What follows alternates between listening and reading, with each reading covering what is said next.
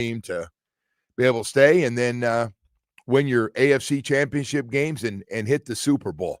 We say good morning, and with that, the Panthers last night, Woody just talking about it. I tell you what, man, they are shorthanded, but that doesn't mean they're not winning. They've been really good at home. We got our two teams, both the Heat and the Panthers, playing great at home right now with that 1-0 win. Reinhardt with a pretty goal, beautiful goal to start the game in the first period, and then Big Bob with 31 saves. And then on top of all that, it's their first regular season win, 1-0, a 1-0 win in the regular season since 2017. That one got me. That one is like, and I know they had a playoff win, so don't get caught on that for you really smart people that keep track of all these things. I didn't say playoff win, 1-0. They had one of those last year, but in regulation since 2017, first time Big Bob was. And by the way, they were pelting him at the end of the game. It wasn't like they cleared the puck down to the other end and let the last 20 seconds run out. They were firing shots at the end. So Big Bob was just outstanding last night, getting another shutout in his career. Big Bob's got 51 now in his career.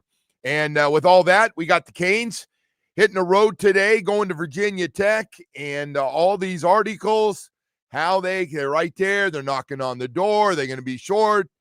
It sounds like the committee would really like to see them play well these last two games and find a spot for them. And how's that going to happen? And it's fun to read. It's fun to read. But, folks, I don't know about you, but I step back. And I go, just win the two games. We did this last year, where we're going to be. And kind of don't forget about those last two games. I don't care what their records are. I don't care if it's Virginia Tech sitting there, with 3 wins on the season, 3-7. And then I know Pitt is going to be a tough one. Only 1 loss in the ACC, but you can't worry about them this week. You got Virginia Tech first, who you're favored by somewhere between 16.5, 17.5 points. Expected to get a lot of guys back. That's really good news. And I guess one of the great stories has been with all those guys out last week. You really didn't miss a beat because of all the young guys playing so well. And I got to tell you, now that I've had 10 games to kind of watch this is one of the best freshman classes I've seen at the University of Miami in a long time. And I'm not saying ever. I'm very aware, sitting at the Rose Bowl with all those true freshmen who went on to be like high first-round picks. I'm not getting carried away, but this is this group right now and what they're doing. Obviously, Malachi Tony starts it off, but you look at Pringle now playing. You look at Bryce Fitzgerald playing, who's got 3 or 4 interceptions out of Columbus High School. So you start looking at Moore. I mean, they got a lot of guys. They got those little. The backup defensive ends look like they're going to be stars down the road when Mesidor and Baines are gone. I just it looks pretty good, folks. It looks like development. And I know some guys are going to be leaving. I do. I got a pretty good idea right now. If somebody's to ask me, if you're looking ahead, no matter what happens, you come up short in the playoffs or you get in the playoffs, there's going to be a couple of young guys. I was trying to figure out if I should even mention names, but there's going to be some guys you could probably figure it out. Some guys have been around the program now for a couple of years that are really good players and are probably going to get more money to go other places and get a lot of offers, I'm guessing, to stay in the power conferences and make more money and get a fresh start. And that's okay. That's okay, because it hasn't worked out here as well as some of them hoped it would. Some of it's been injury. Some of it has been just haven't been competitive enough in practice, haven't played well. And when they have had their chances in the games, I think the team thinks they haven't gotten enough out of what they should. So all those things will pop up. And then I just step back, and some of them are a couple of my favorite guys. What a teaser. I'm sitting here without giving you names too. But you know what happens here? This is going on every school. Every school where you look and you watch a guy play through high school and you go, oh my God, these guys are going to be unbelievable. And then they tease you and you go, see, I knew it. And then all of a sudden, here we are, and you look through 10 games, and they haven't played a lot. And are they injured or not playing? Well, they gotta work their way back up after the injury, and so there'll be a few guys that are big names that you recruit your ass off, and still, by the way, might go somewhere else and be really good. I'm not one of those who goes, if you leave the you'll never be any good. I mean, some guys have left, and we'll get a fresh start and kind of put it together. That's part of the college football. Names, by the way, because I did. It's so hard to tell, right? Because you also have open free agency. Yeah, right? But that free agency is what they're going to use. Yeah, you call I guess you call the agent and you see if the guy's these available. These guys won't be asked to leave. They're going to leave on their own. They're going to use their free agent card. The two guys I'm thinking of that will not be back.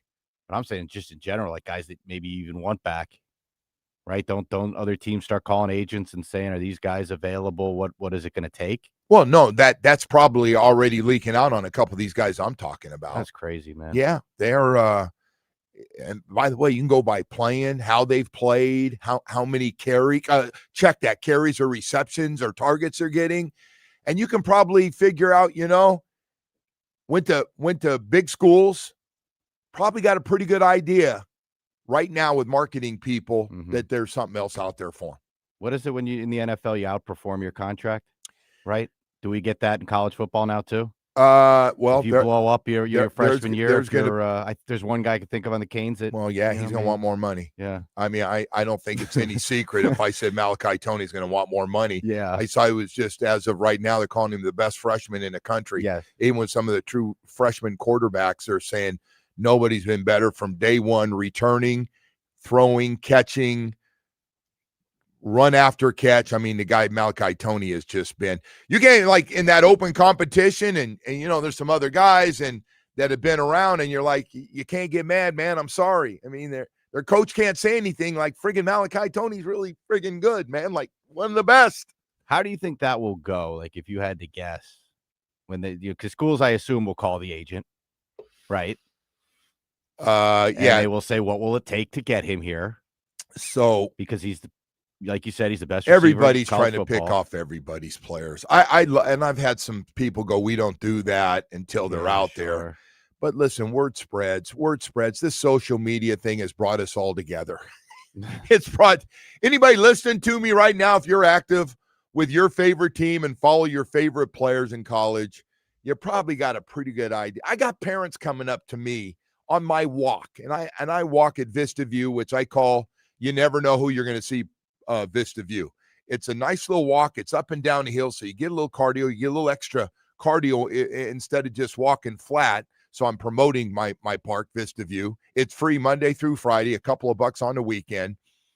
But you run into a lot of the parents and a lot of the young players out of season work out over there. And so I get a chance to see a lot of the parents who have introduced themselves on the walk. It's beautiful, 1.5 mile walk around the top of the hill.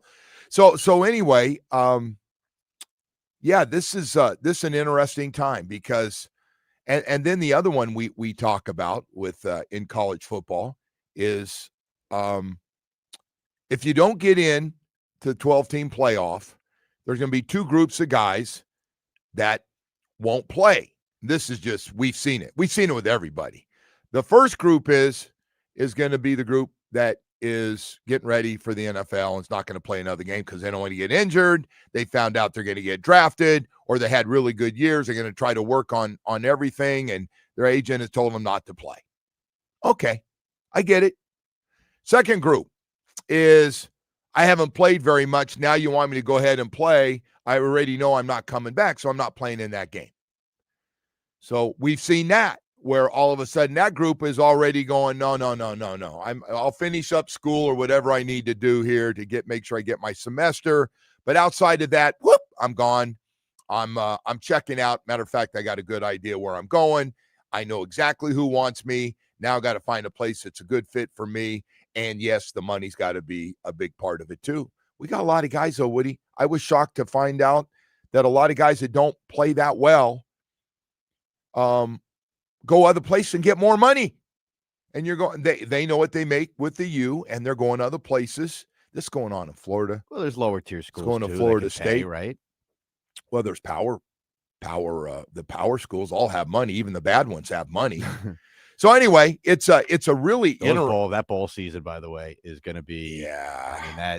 I mean that worldwide Woody, leader. If they want to have all those games, they better start coughing up some dough to the kids. It is basically to kill airtime, isn't it? Just with Absolutely. all those games for they put 2 some weeks on in the middle of the day. Because I got to tell you, man, they're hard. Even in the middle of the day, you turn them on, and then they tell the story about 2 of the quarterbacks have already transferred, and third guy is getting a chance. He's a true freshman. Now it's great for the true freshman. That'd just do something like, hey, the guys want to stay around and play that know they're staying.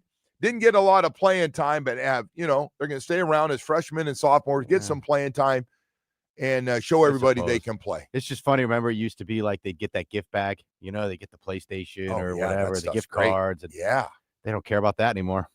No. Making a lot more money. They can buy whatever they want. I think a lot of guys want to get, if they do play, they're going, hey, that wasn't in my contract unless they're putting it in. They want to get paid for that game. Like, hey. How many teams will opt out this year of bowl games? There's going to be a handful. I got to tell you, the coaches don't want to. The coaches want to play because they want to get those young guys one more game. It's like a spring football game. It's like a spring football. Hey, before you go, we could really use you because we're a little short of quarterback. We know you're going to leave after this game, but we thought you'd want to play to show everybody how good you can be. And by the way, we need you. We really need you because we want to play this game. I just don't think like any NFL scouts out there are going to be like, boy, that guy really lit it up in the Pop-Tart Bowl or whatever, I think it's more. he didn't play. I think it's more. I think it's more for the head coach. Yeah. No, listen, I know Mario he would like to see all his 2 last recruiting classes. Hey, guys are staying around. Come on, man. This game's for you, plus a few guys that know they're coming back. I'd like to see him play. I'd like to do another pregame show, but it's tough, man. It's a tough sell. Mario's got a really good situation as far as this goes. And that is he's got a lot of talent on that team. He's got a lot of young talent. Mm-hmm. And by the way, it's no surprise. I could say this because everybody in the country knows who everybody else has. And so Mario knows, probably got a pretty good idea right now. Not completely. He will get surprised by 1 or 2, but he's got a pretty good idea who's staying and who's going to go probably right now because he's got his coaches on top of it, the recruiting gang over there that does a great job. But I will tell you one thing, Mario Cristobal has a talented team from true freshmen on up through that transfer portal. Anyway, we got a lot of stuff to get to here this morning. Just getting started, man. Just getting started. But we got a lot of high school football games. Talking to Blue Meister last night. He's on his way. We had a Thursday night football game. And then we got, I would say 3 or 4 really that look like they're going to be competitive games. But we got a lot of teams here through these playoffs. I mean, there's a lot of teams still alive. So we'll get into some of the real competitive ones for tonight, including around my house, man. I got 3 games around that's what I do. I go, how many games are close? Wow, got a few. That's good. All right, we got to go to break here. I want to tell you about your South Florida Chevy dealers this morning. Hey, man, it's the holiday season. We just kind of finished up truck month, but I want to let you know truck month really never ends when you have these strong, durable trucks like your South Florida Chevy dealers do, whether it's the durable Colorado over to all the Silverado family, which is just fantastic. The Silverado 1500 and all the high tech it has needed for the workday workhorse and a weekend warrior with the Silverado HD, the legendary horsepower and one of the hardest working beds in the business. I always say this about the trucks now that I've been talking about South Florida Chevy dealers for so long. I'll tell you one thing, man. When it comes to those trucks, it's like they've made a truck absolutely perfect for your lifestyle. And if you happen to work 7 days a week, making a living in that truck, we understand how durable and strong you need that truck. You need a truck that works like you do. Long hours, 7 days a week. We know you're out there and you're looking for a strong truck, and Chevy's got some great ones for you right now.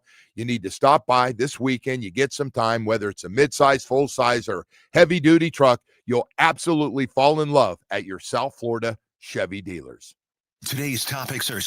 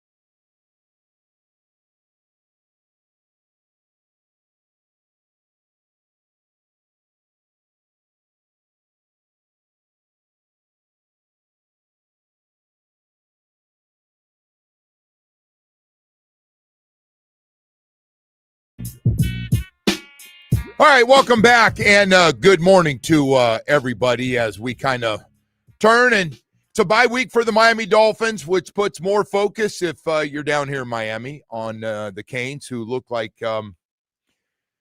they're knocking on the door. They're outside the party. They haven't gotten any kind of invitation. They're not sure if they're going to. Probably got a pretty good idea why. And then from there we go. But the only thing they can control before everybody starts getting all worked up and salty about Notre Dame because we beat them head-to-head, and you got to take care of Virginia Tech. You need to put it on Virginia Tech. You need to go on the road and have a real nice win, all right? And then you just got to find a way to beat Pitt in their last game of the season. That's it. That puts you at 10-2. You throw it back. We'll see what happens with everybody else.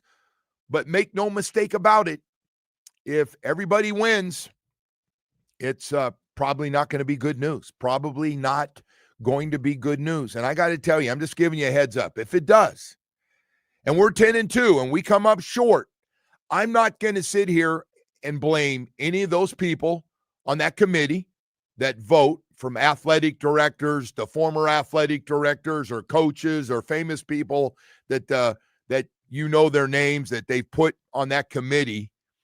I'm not going to sit and blame them. I'm not going to get mad if another two-loss team is ahead of you and gets in the party, Notre Dame. And I get it. I've seen it all.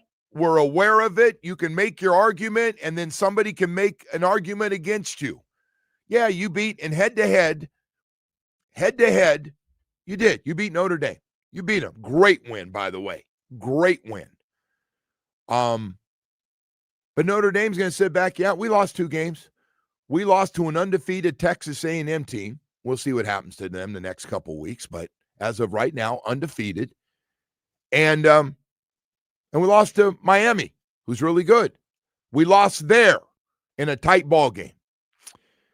So I just, and I get it. I've had lots of Canes people, hit me with, I think we're getting screwed. And hey, I said this yesterday. I believe it. When they play the way they did last week and what they made North Carolina State look like one of the worst teams in college football. They did. And that offense has been unbelievable at NC State. And they made them look like they were a Division II team. They did. They put it together. Complete game. Could have put 50 on them, no problem. Could have done it. Even with all the young guys playing last week, they look fantastic. They look like one of the top, like they have at times this year. They look like one of the 3 or 4 best teams in the country. I don't know if they're Ohio State. I don't know. Ohio State might be different level. But they look like a top 5 team in the country. But they have those moments. And those moments where you don't play well, which happens to every team, but the really good teams still find a way to win those games. And Miami, in 2 opportunities, in an overtime, or hell, before overtime, and on a last drive at home, had chances. It came up short. So, I mean, you just can't throw that away. I mean, you can't. And those 2 teams are going to have 7 losses between them because SMU and Louisville are playing each other. So I'm not going to sit here and the committee's against us and they don't like South Florida and they don't like, man, the Canes are good for business. Of course, everybody wants Canes. Canes are good for ratings. Canes, when they're good, man, they're good. It's good for business when some of the teams, look at this logo and this university. A lot of kids wear this stuff around the country. They know that. People like, whether you love them or hate them, you love to watch Miami. If you still think they're the old bad boys and you get a penalty and go, yeah, that's what they do. There's no discipline. They just beat you because they're really good teams and they're physical. But I don't know, man. I just, can we just let it play out and at least wait a couple weeks? And there's only one thing you can do while you're waiting is win your 2 games. Just win your 2 games. I'd like to see him beat Virginia Tech up by double digits. I'd like to see that. I don't want to see a tight ball game in the 4th quarter. I don't want to see our guys acting like it's cold. I want to see them let it go. Let it go. Treat it like a home game. Everybody's been beating this team up. You beat them up. They're 3-7. They got a new coach who'll probably be watching in the president's suite up there as they're counting his money, and he's already recruiting for next year. But just nothing you can do right now. I like how you brought up the cold because they think it's cold this week. Wait till you get to next week.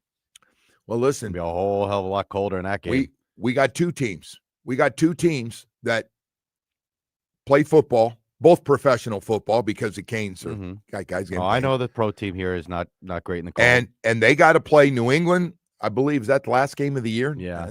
That's a January game up there. I promise you it'll be cold. Yeah, I would think. I have been there. As long as we're not playing in Buffalo in that last game, and we're not. So we got the Jets, and then the Steelers game is coming up in, 3 weeks? I'm guessing that's going to be a December game. It's probably going to be a little chilly in old Pittsburgh. Yeah. So, hey, man, look, it's an advantage when teams come down here in the beginning of the season, right?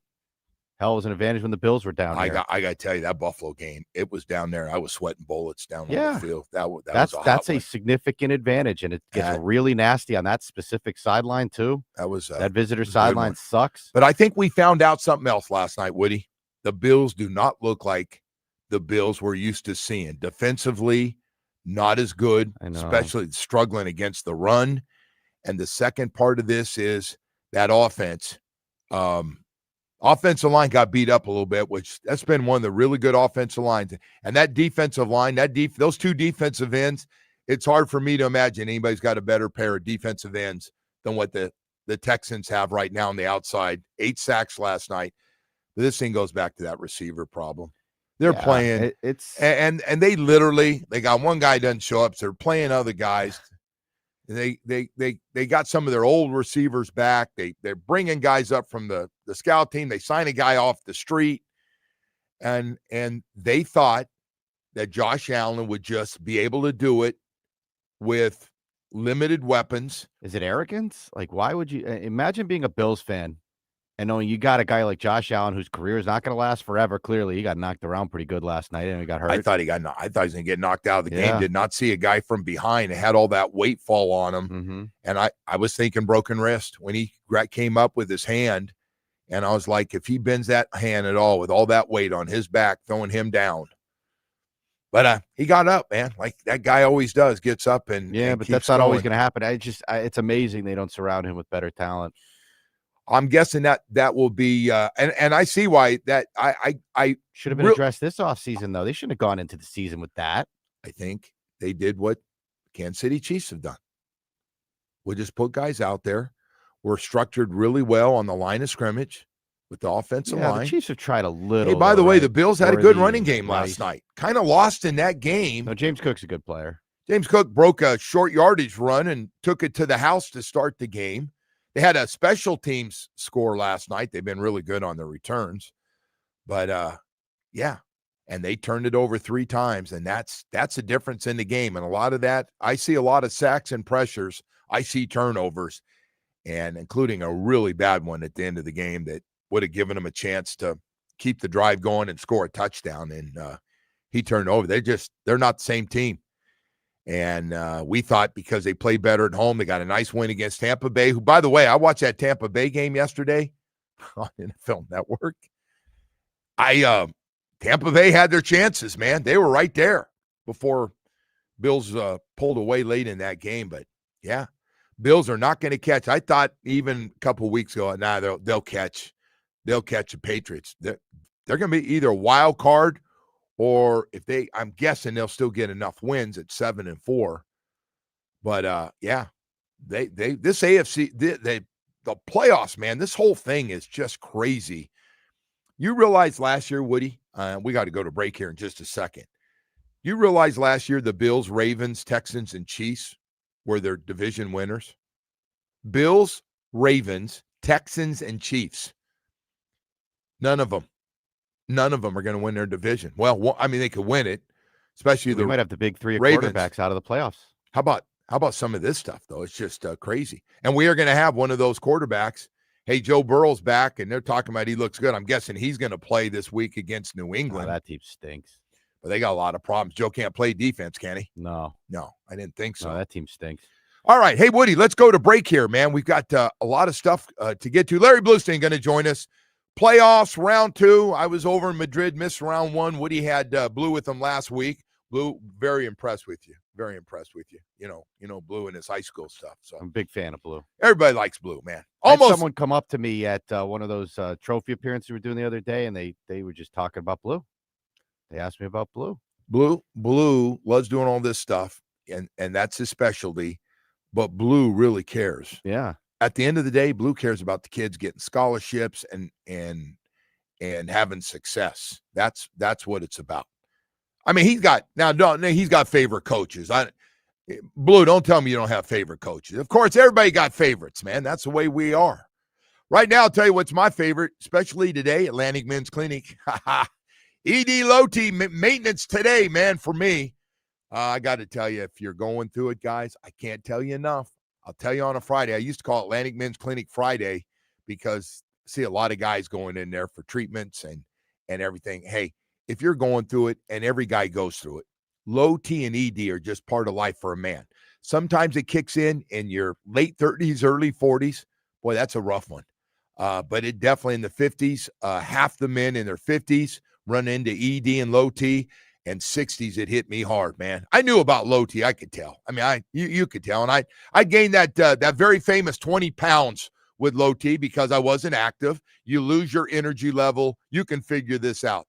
If you don't have the same energy and you're not active like you used to be, but you're eating the same amount of food and on the couch a lot more time now watching shows, you're going to gain weight. That's we call the 20-pounder. And you can get rid of it, get active again, feel good, knock out ED, get your sex drive back.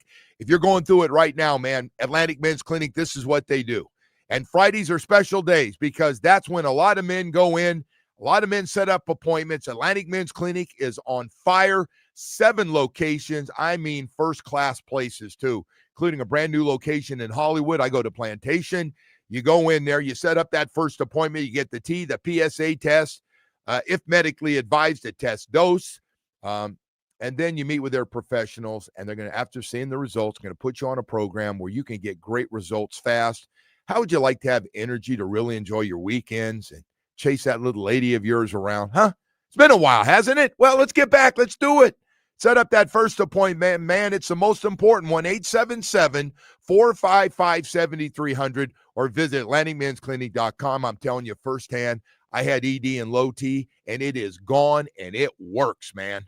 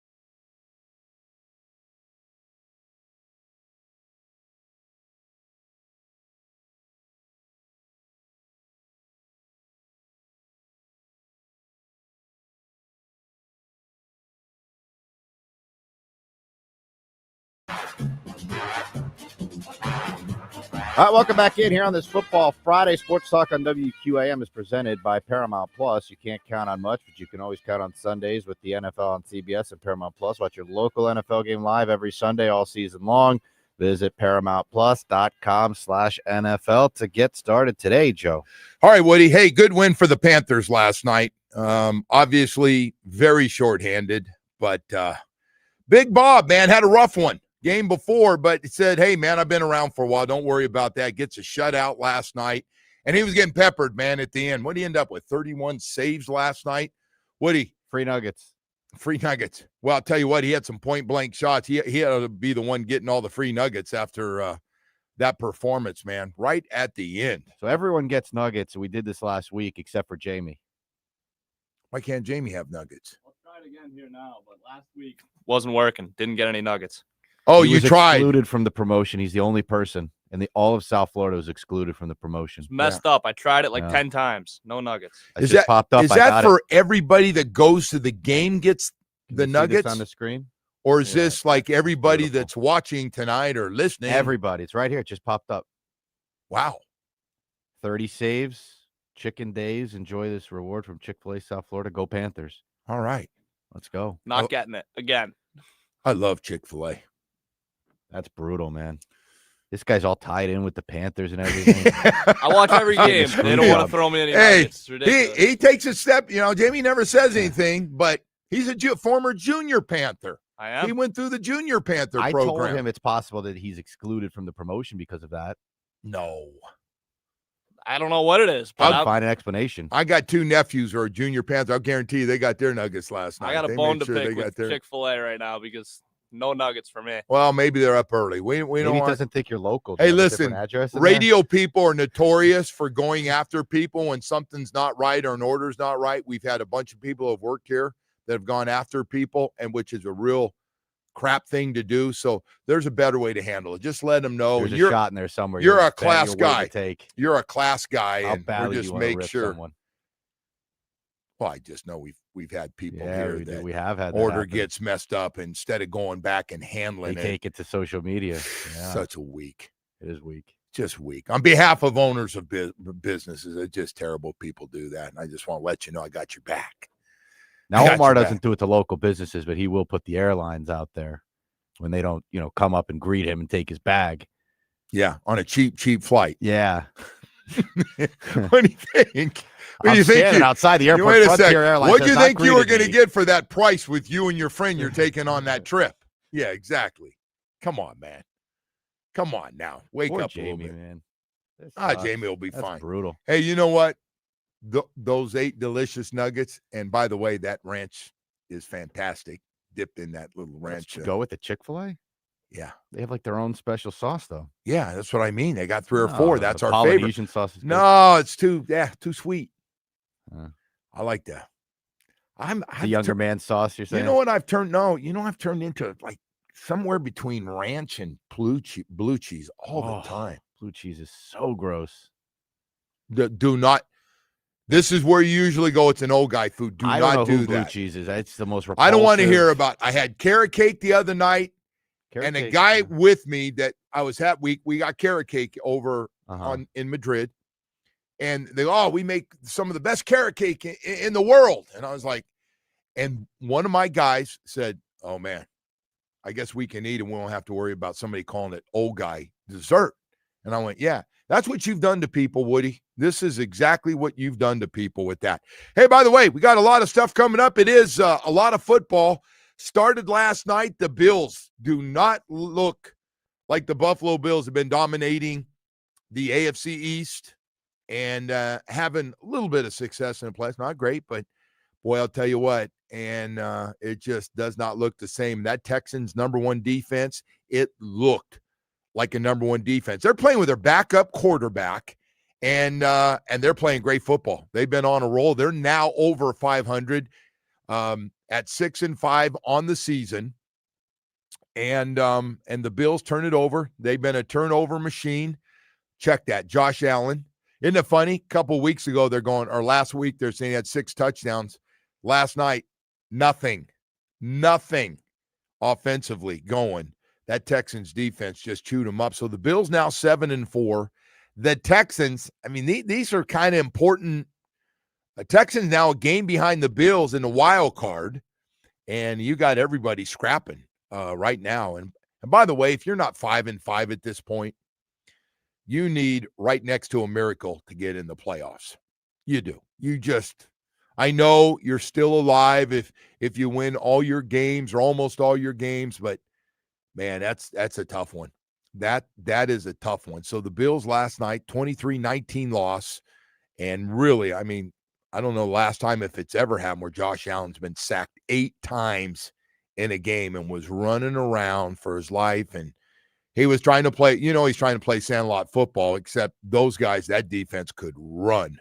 Man, he'd go to make a move on them, and they were throwing his ass down.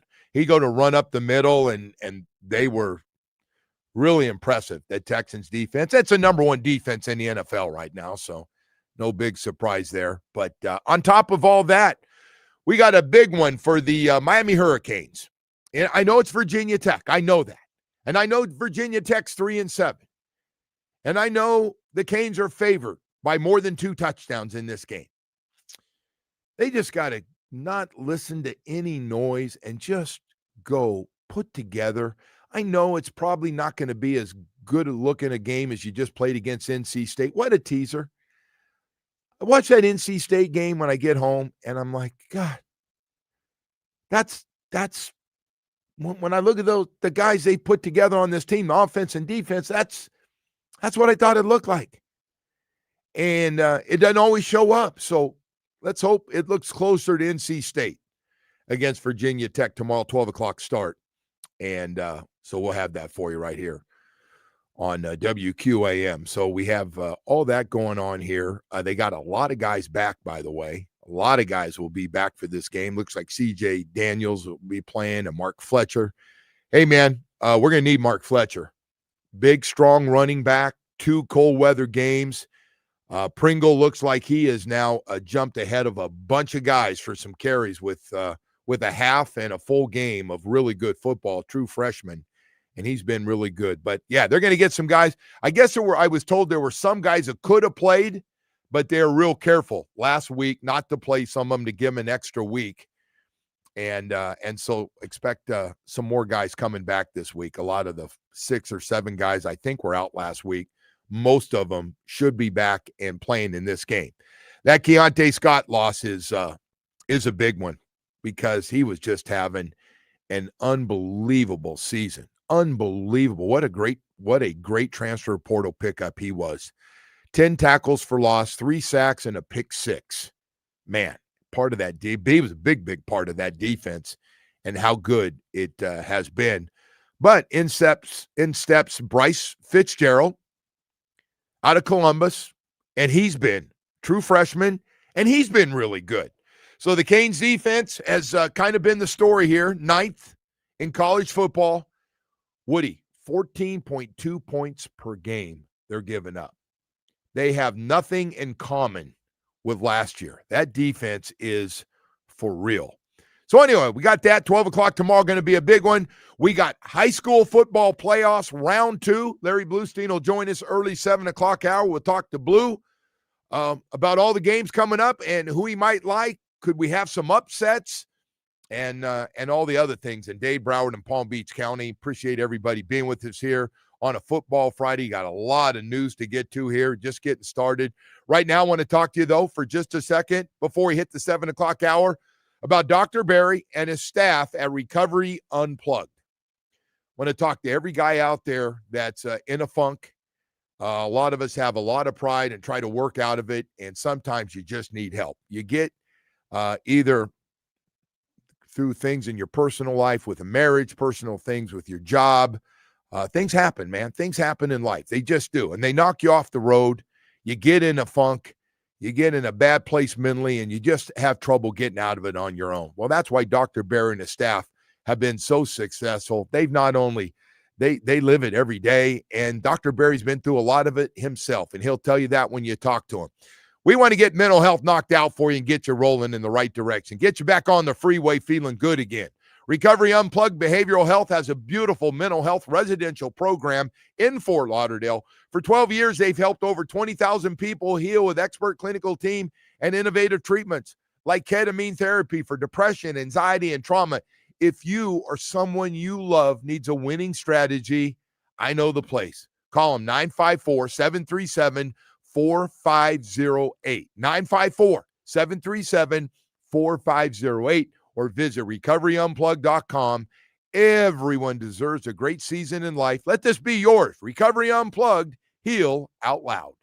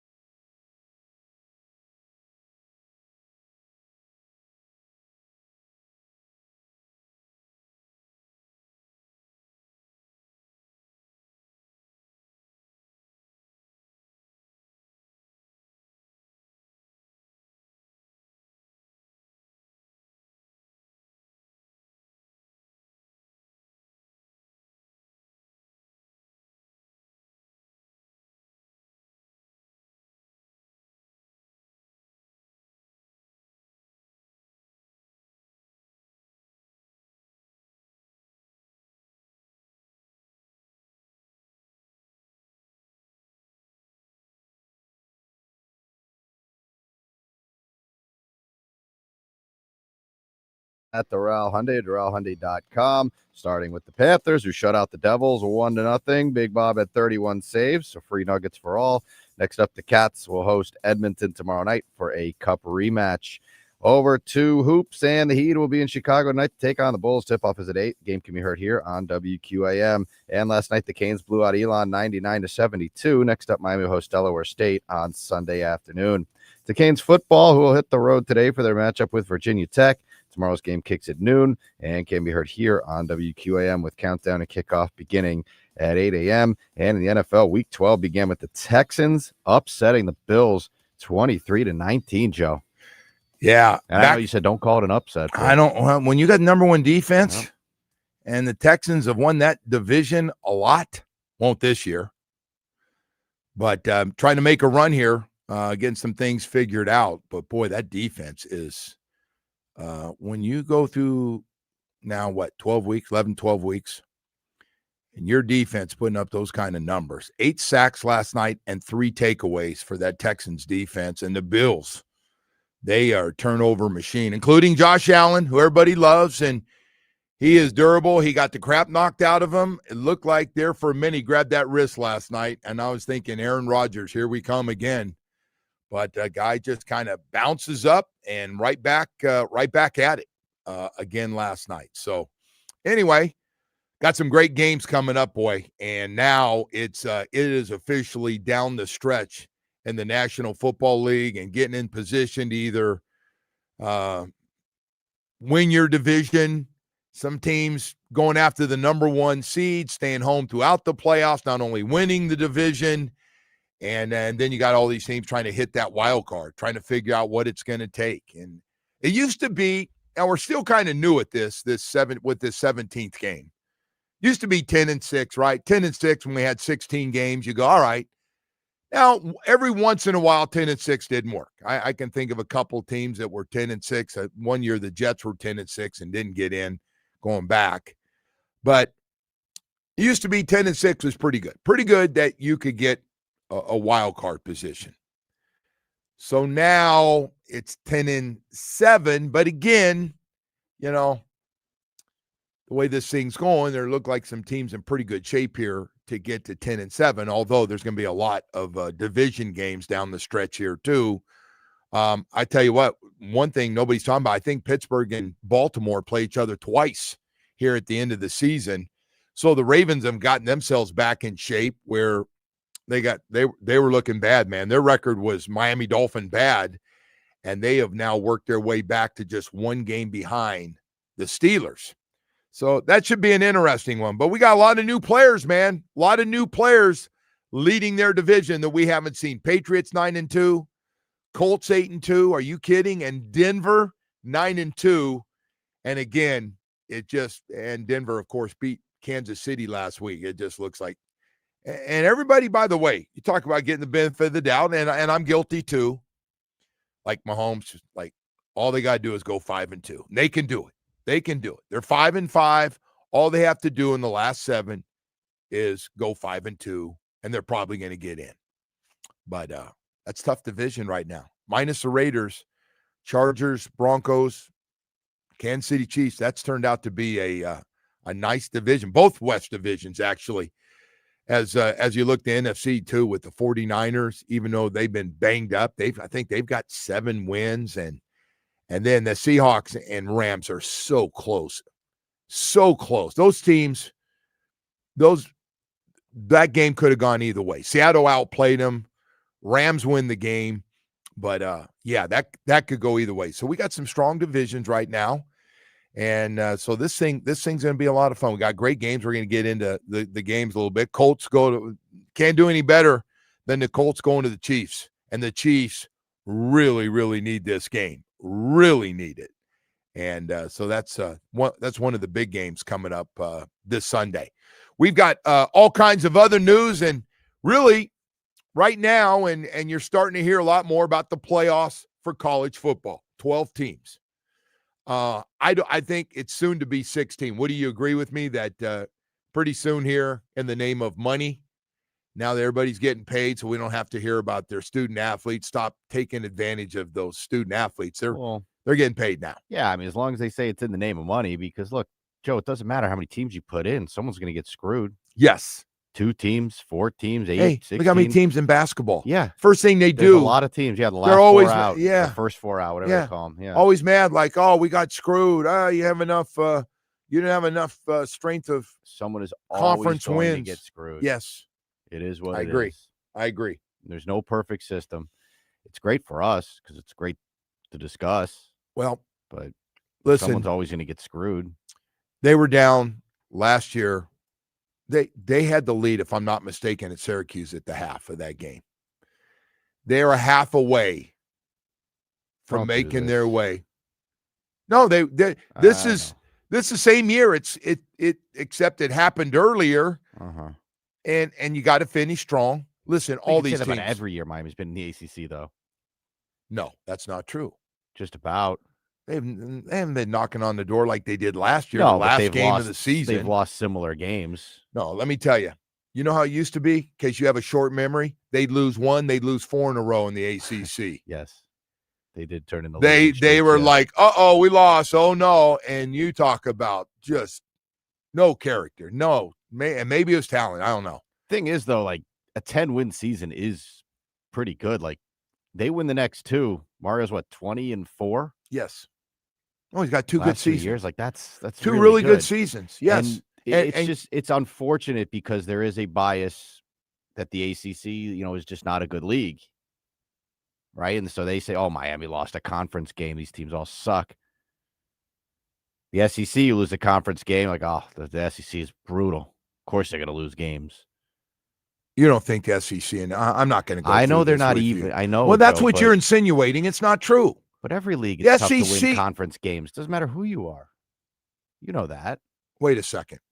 I'm going to ask you this question. Do you think the SEC's top 6 teams or 7 teams and the ACC have anything in common? Do you What really? Do you think Miami's record would be in the ACC and the SEC? I think they'd win a lot of games because I think they have a lot of talent. Team? I think they'd have some losses. I think it's really hard to go undefeated in that conference right now. And they're going to hold it against the Canes because their schedule, right? Which is it's obviously not their fault. No, some of it's not. They set up about as tough a non-conference schedule as you could ask for. Well, we didn't think Florida, the way Florida finished last year, I didn't think Florida's going to come back and be this bad. And on top of that, Florida State terrible has a great win against Alabama, and you're going, holy smokes, and then you beat them up for 3 quarters real badly. And now they're horrible. But you couldn't have handpicked a tougher, at least on paper, to start the season with the rankings, a tougher non-conference schedule. No, they had a good schedule. You opened up with a playoff team in Notre Dame, Florida, South Florida, good teams. Right. But, Woody, that's not what it's about. Now it's about how's everybody look now. And so now Florida and Florida State not being good has hurt your win against them. Everybody's going, well, we all got wins against them. You agree, right? Or you don't. You're just going to play the dumb pill here. You don't realize the 2 losses they have are going to have 7 losses after this week. I realize their losses are bad. No, I do. And that's why Notre Dame is ranked ahead of them. And that's the big debate right now is this Notre Dame thing. Notre Dame's losses came the first 2 weeks of the season. They were very close losses, and they were to 2 really good teams. Yes. That's why they're ranked ahead of you. Right. And I get the whole head-to-head thing, but they're not going to give you that nod because you beat them by 3 in the opening week. Well, so there's this other thing out there, including people I know very well and I like. And we just have a disagreement. And sometimes I go along. If it's my buddies, I just listen to them yap, and I don't want to get into it because sometimes you're tired. And I know they're just going to fight back, and then somebody's going to lose their temper because we're all getting older. But look at, man, the Canes did this to themselves. If they don't get in, don't be blaming everybody else. If you don't get in, I don't believe the second part. I don't believe the world of college football is against the Canes. I think they realize the Canes are good for business. Yeah, I'm with you on that one. I think the president of the university, Joe, I think Joe believes, hey, man, they want us in. We're good, man, for eyeballs. Eyeballs like to watch the Canes play. Yes. They like it. They remember those teams, and they like it when they're good. It's good for business. I think when USC's really good, it's good for business. You don't think they could choose between like Miami or Utah for their and this thing is all about money and eyeballs on the TVs. You don't think they would want to take Miami over a team like Utah, some crap school that no one cares about?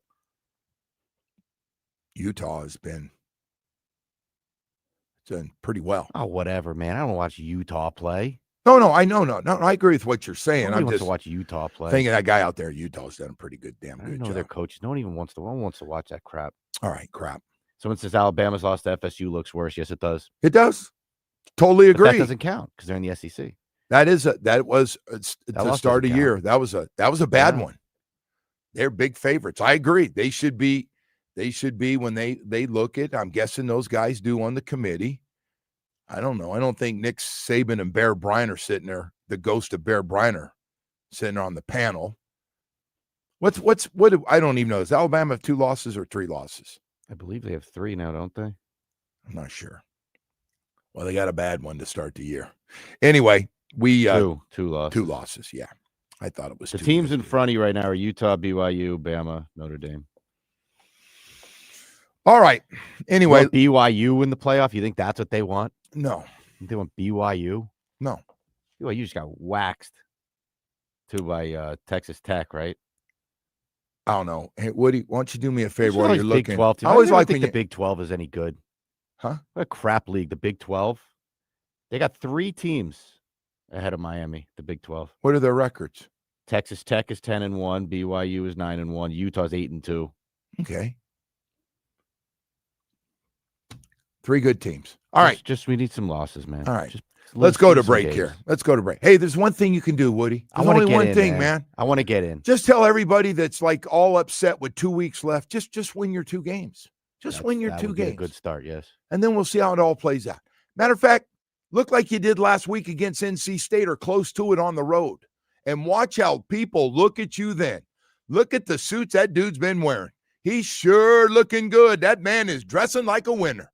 Hey, Chapman Partnership, holiday season, I got to tell you, man, if things are good in your life, I mean really good, and you're always looking to give to certain things. I know we do that during the Thanksgiving and Christmas. Things are good. What do you want to do? Let's do some good stuff. Man, Chapman Partnership will make you feel really good. I mean it. It's a homeless rehabilitation center is what I call it. It's not just the homeless come in there and grab a bite to eat and then they're back out on the street bugging you as you're driving down the street and every stop sign is stoplight. No, it's not that. No. Chapman Partnership is so much more. Really do a great job of providing caring support and wraparound services at Chapman. Celebrating our 30th anniversary this year, 30 years of hope. More than half the folks staying at Chapman are families, kids, their mother, their father, and it's about rehabilitation. They got all these great services to help. They do.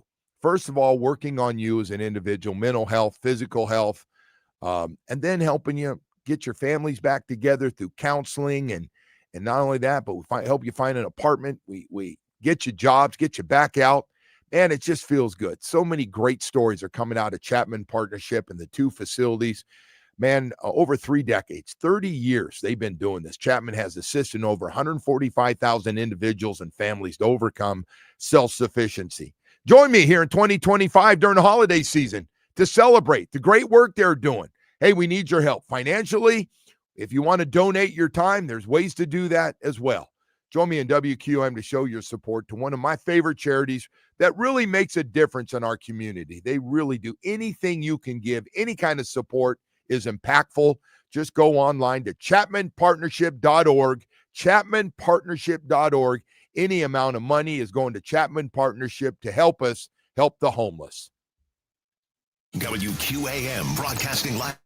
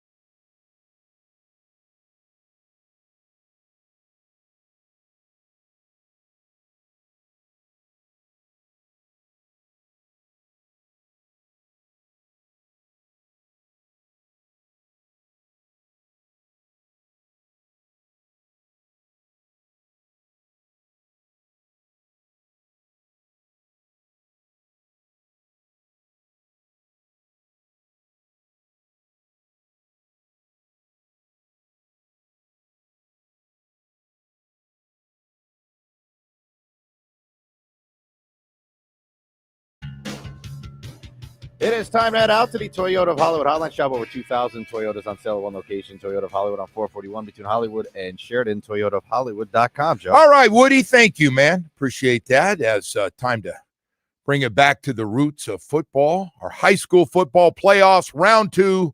Larry Blustein, our South Florida high school football insider, joins us. And Blue, I'm not going to try to put you in the middle of any kind of controversy, but I want to ask you, do you believe that the voters for the 12 spots in the playoffs, you believe that they don't like University of Miami?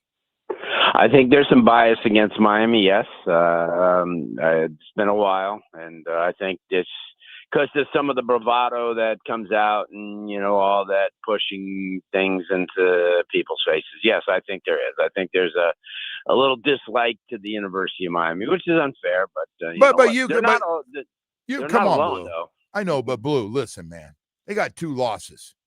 Yes. Like, they're on the outside looking in. I understand people are all fired up. Just win these games, and then we'll have this conversation. All right, Blue, let's get into the good stuff here, man. Did I see Central scored 70 points last night against that Naples team? Yeah, and True North scored 68 against the Boca team. So we had two pretty second round starters, but nevertheless, it will be made up for today in a big way. And there's going to be some really good ones. As we talked yesterday, 2 huge rematches, and that's what you like, in high school football, especially in round 2, because the winners of this round will advance to next week, which is Thanksgiving, and everybody loves to be practicing Thanksgiving morning. And but that region 4A is something, Joe, that I don't think exists in the state of Florida, where we're in round 2 and all 4 of the district teams will face off. I don't know if I've ever heard of that. I really don't. No, but it shows how impressive Norland and Archbishop McCarthy and Plantation and defending state champion American Heritage are. And they will all face off this evening, with the winners facing off next week. But I've never heard that before. And certainly Norland's red hot. They've played extremely well over the last couple of weeks, and they get an opportunity to try to make things right against Archbishop McCarthy, who they lost to earlier in the year. And that's one of the 2 rematches. And then obviously the other rematch coming up tonight is Columbus and Palmetto. Yeah. Which, Columbus is 4-7, but the adage, throw those records out when these 2 get together. And pretty good second round matchups. And then you add in the West Broward against Monarch game in 6A, with the winner most likely getting a trip to South Ridge next week. That sounds like a tight game that could come down to the end. Those 2 teams playing. 100%. Monarch and West Broward. Just 100%. And both of them have played elite schedules. You remember that Monarch, opened up with Jacksonville Bulls, who's really good, and then went to, Bosco up in New Jersey, and West Broward has done the same. They played up in Camden County and Georgia, and also played their opening game against the team from Utah, Jackson Darts High School out in Utah. So, you have 2 evenly matched teams, but I think the focus definitely is going to be on that district, the region 4A, because you have 2 rematches of 2 teams that remember American Heritage. Well, let me ask you about. I can't get a read on American Heritage Plantation. I know they lost Diabell. Let's start with that. They lost the best quarterback in South Florida, but man, they get a new guy in there that's able to transfer. He's been there now for a good solid month, if not more. American Heritage already beat up Plantation once. Is that right? So how do you feel about this matchup? Plantation got a nice win against Dillard. What do you think? And who comes out of this 4? Who do you think comes out? Well, just on the gut feeling and watching all these teams play, you got to figure that I think New Orleans got an advantage. I really do. They're athletic. They played down the stretch. They won that game against Plantation. Squeaked one out. They beat Columbus. And then last week they went to Jensen Beach, and and Archbishop McCarthy's played extremely well. I think that their schedule was not as tough as New Orleans, but remember they beat them, and I think that's a motivation for both sides. And and then you have you have that matchup with, like you mentioned, with Heritage, and Heritage has played a crazy schedule. I have to tell you, they played, everybody. They opened up with St. Joe's of Pennsylvania, and they played St. Thomas, and they played Chaminade, and they've been very competitive in a lot of these games. But I got to tell you, that to me, one of the biggest upsets this year, Archbishop McCarthy beats American Heritage Plantation. I never thought I was going to see that one. I know American Heritage Plantation didn't play that well, but boy, that one got me. Hey, I got to ask you before I forget, another game that I'm really, really curious about. MacArthur got off to kind of a slow start, but they've really picked it up. They had a lot of guys transferred to MacArthur, so they've got some talent. How will they do going up and playing against one of Palm Beach's best teams, that Atlantic team up there? Yeah, that's a good question. I mean, MacArthur's won 8 in a row.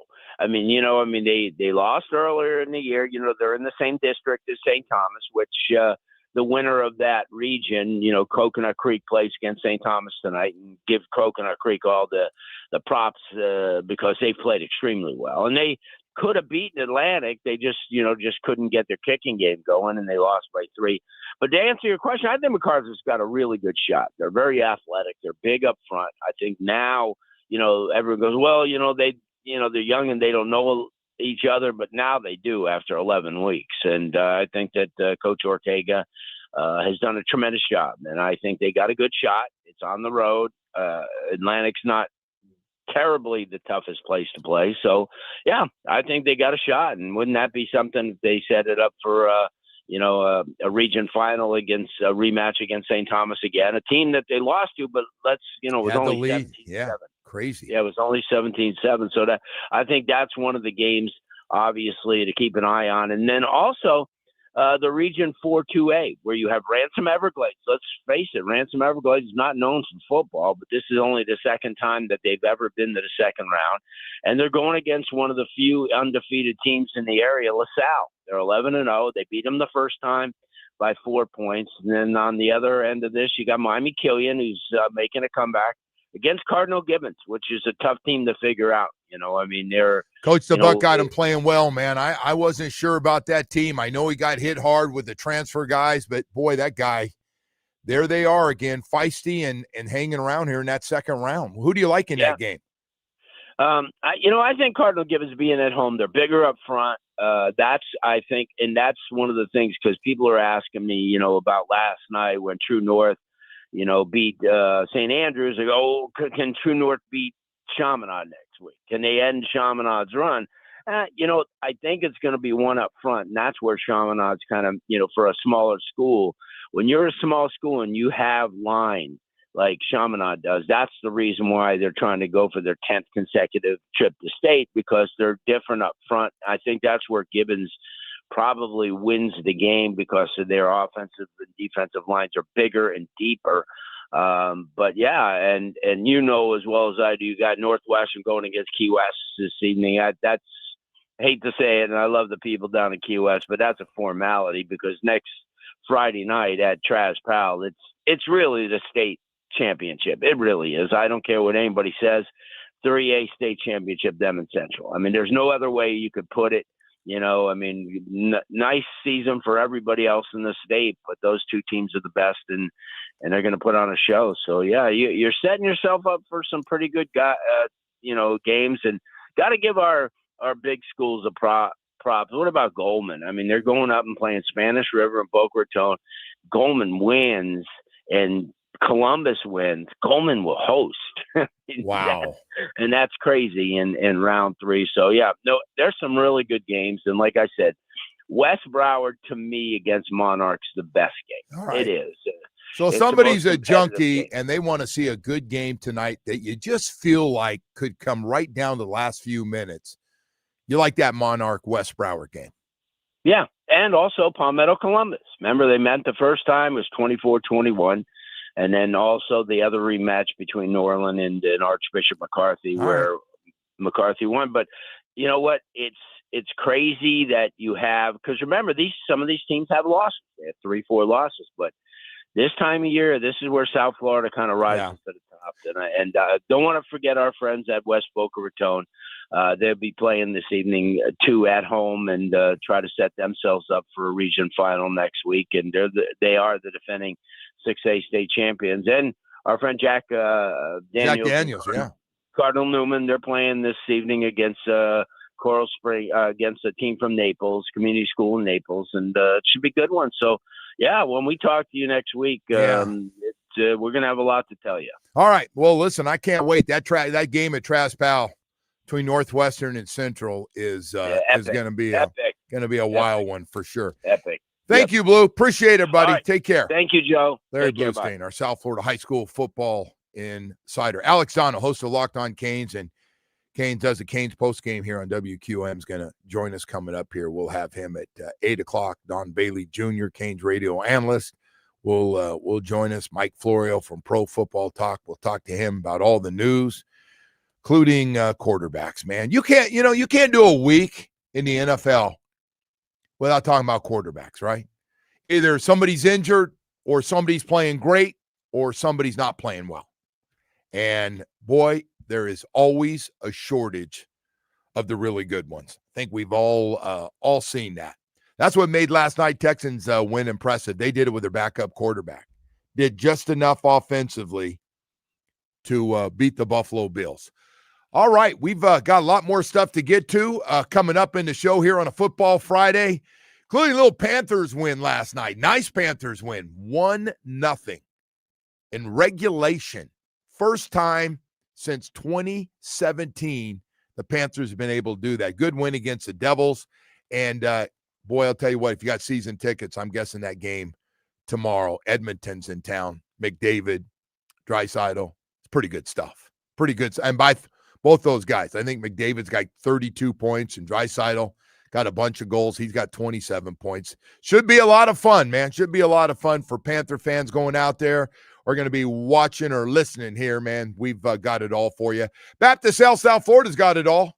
That's why I bring all these teams up. Yeah, when people ask me, well, where do the pros go? I go, well, this is easy. When you got a sports medicine program like Baptist Health South Florida's put together, Inter Miami, the Heat, the Panthers, and the Miami Dolphins, all playing right now. Matter of fact, Inter Miami also getting ready for round 2 of the playoffs. And, boy, I'll tell you what, when it comes to injuries, especially people always ask me, oh, where did I go? Where do the pros go? Where do the colleges go? Well, I tell you, man, Baptist Health's put together an all-star lineup of doctors. You can't be a top sports medicine program. It's got to be, you got to have specialists for every part of the body that sports injuries occur. And boy, do they have it. Every kind of knee injury you've ever had or ever seen. And a lot of our top athletes have been injured. And I can tell you who's done the work. It's been our doctors at Baptist Health South Florida to fix them and get them on the rehabilitation program. Shoulder, foot and ankle, hand, back, hip and knee replacement, Achilles, man, these guys are good. Not to mention all the great team doctors we have. Hey, no matter what the injury's been, you don't have to leave town to go find somebody really good. Not when you've got this program like Baptist Health South Florida's put together. My gosh, is it special with 3 great facilities, Doctors Hospital in Coral Gables, Hard Rock Stadium right next to the training facility, and 595 in Pine Island in Plantation. The pineapple is healthy and ready to take good care of you. Visit baptisthealth.net/ortho. One go every day. Let's get you healthy, back out playing the sports you love the most. If you leave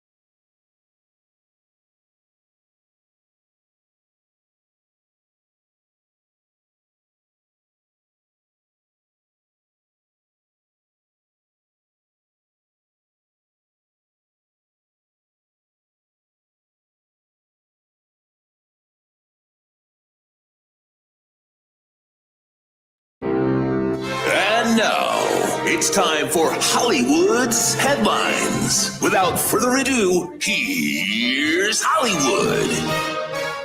All right, Woody, what do you have for us here on a Friday? You know, by the way, nobody can mess up a Friday, right? We'll see. We got a little drama going on with the Los Angeles Lakers. That could screw up Friday. You see this stuff that's going on over there? I thought the Eagles were the only ones that had a lot of drama. No. So Philadelphia Eagles. they have fired executives Joey and Jesse Buss from their front office positions. They released most of their scouting department as well.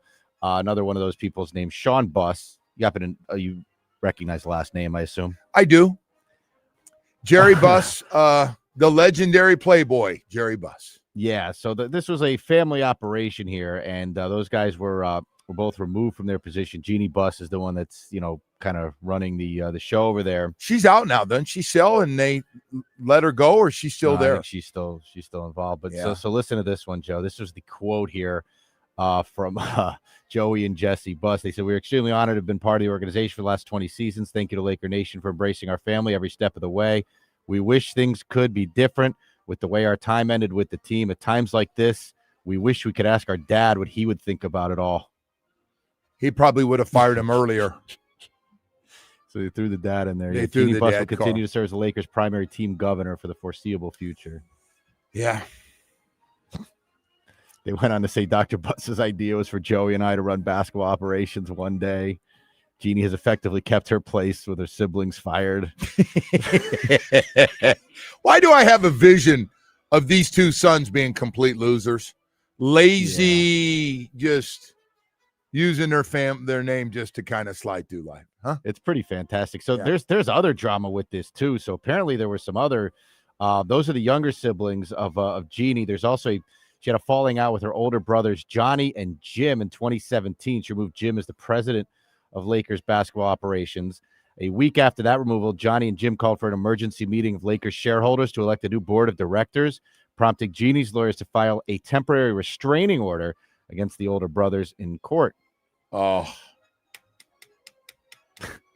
We had some of that messy, down here, right? I don't know if you're familiar with the history with the Robbie family. No, I'm actually not. Yeah. Did we really? Yeah. They were a divided family on all issues. And during that time, Tim's fantastic. Mm-hmm. But there were some of the Robbie family. There was a bunch of kids, and it got ugly. Yeah. And the father passed, and Wayne came in, and Wayne Huizenga bought the team from him. It's a lot of money. But it was a mess. Yeah. It was a mess between some of the kids.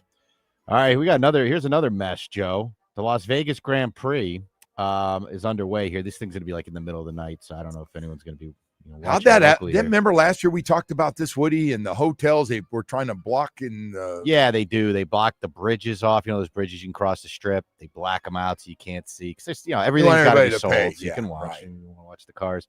But we had another issue here, Joe. The second practice session, Las Vegas Grand Prix, was red flagged twice on Thursday evening because of concerns over a loose maintenance cover near turn 17. Oh boy, it's like a sewer, thing or whatever. Last year, one of them or a couple of years ago, one of them flew off. I got to tell you, I was in that Vegas. race. Is that race so far like ours a home run? Is theirs considered to be a home run out there with F1 at Vegas? Or I mean, it looks really cool, but I will tell you that I was in Vegas like a month or so before the race. I was maybe last year, the year before, and we were in an Uber, and the Uber driver was just ranting the entire ride about how much they hate F1. I got to tell you, man, this thing down here, F1 is a slam dunk home run. No, it's fantastic, but imagine they were doing the race down US 1. Yeah, no. You know what I mean? And the other thing that's crazy about it too is they have to repave the road every year for it. So they shut down Las Vegas Boulevard and spots. I didn't know that. They got to repave the road. Cars are, going 200 miles an hour. No, I got $10 million cars. No, I got it. It makes sense, Woody. Yeah. I'm not. Whoops, there's a pothole. We'll fix that next year. Hey, sorry about that. Yeah. But I think that would be almost the equivalent. If you're going to have the race down US 1 in Miami. Yeah. We're going to shut down portions of the road here so we can pave it for this. Yeah. Drivers are not happy. Yeah. All right. All right, Joe. The NBA TV rights owners must be happy because NBA viewership somehow is up 30% under the new media rights deals, despite none of their players playing. By the way, I'm talking to my dad. He goes, man, I'll tell you what, Golden State with all their guys out was really competitive in that game. I said, Dad, that's not what they're talking about back here, man, and around the league. They're talking about 3 of their guys. The 4th guy was injured, their young guy. They're talking about their 3 guys not playing after they played a full game the night before in Orlando. Apparently, it's NBA players at a certain age can't play back-to-back nights. Yeah. I'd love to hear what your dad had to think about that. That guy probably worked his ass off for a while. He did, but he gives them all the benefit. All his teams get the benefit of the doubt. He thought calls were going against him out here. You say work for the power company, right? He is a PG&E guy. Yeah, equivalent to the FP&L. Gotcha. Yeah. He's tell him Jimmy made $700,000 to sit out. Yeah. No. I did. I actually told him the amount of money last night. Nice. They're making that kind of money. I go, per game. Yeah. Not for the season. All right, Joe, here we go. A couple of auction items to round out the week here. We have a Lou Gehrig 1937 jersey. Where the hell's this stuff come from? I don't know. You were a young boy in 1937. You could have been at the game, and he maybe tossed it in the stands. I don't know. You know, Lou's got one of the greatest speeches of all time. Yeah, and this was, they said, from that year. Wow. So this is his final season. And this is obviously like a really cool kind of holy grail item. Any idea what this would go for? Well, you really promoted it well. I'm going to say $2.5 million. $3 to $4 million. Huh. I'm getting better, closer on this, Woody, because you actually have educated me. Yeah. As much as you can educate a dummy. Our final auction item for the day, Joe. Yeah. We got the Game 7 home run balls. That didn't take long for those two to hit auction here. You got the Rojas and the Will Smith. Oh. Home run balls. Oh, not a million. Let's start with the Rojas. What do you think? Okay. It's not. That tied it. That was the game that tied it. Yeah. That was a shot that tied. Solo shot tied it. Okay. I'm gonna say $500,000. 100 to 300. Okay. How about the Will Smith? Well, I'm gonna say 700. 300 to 500. Okay. You're close. No, really not. You're not allowed to go over, though. If you go over, you lose. It's like the Price is Right. Yeah. Woody, I'm not. It's incredible, man, the stuff. Hey, we got 2 guys that live down here.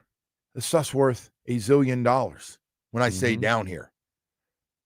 Michael Jordan got his own real estate, own golf course, and his stuff is ridiculous. I saw this about Michael Jordan the other day. Tom Brady, too. To tell you real quick, I know Brady will sign, a lot more stuff. But so Jordan, they showed a video of him going into a hotel, and there's a kid trying to get his autograph, and he walks right past the kid, completely ignores him. They said Jordan cannot sign because of the deal that he has with Upper Deck. Keep that value up. Yeah. He can't sign for people. I got to tell you, that's a tough one, though. When you sign that, because you look so bad.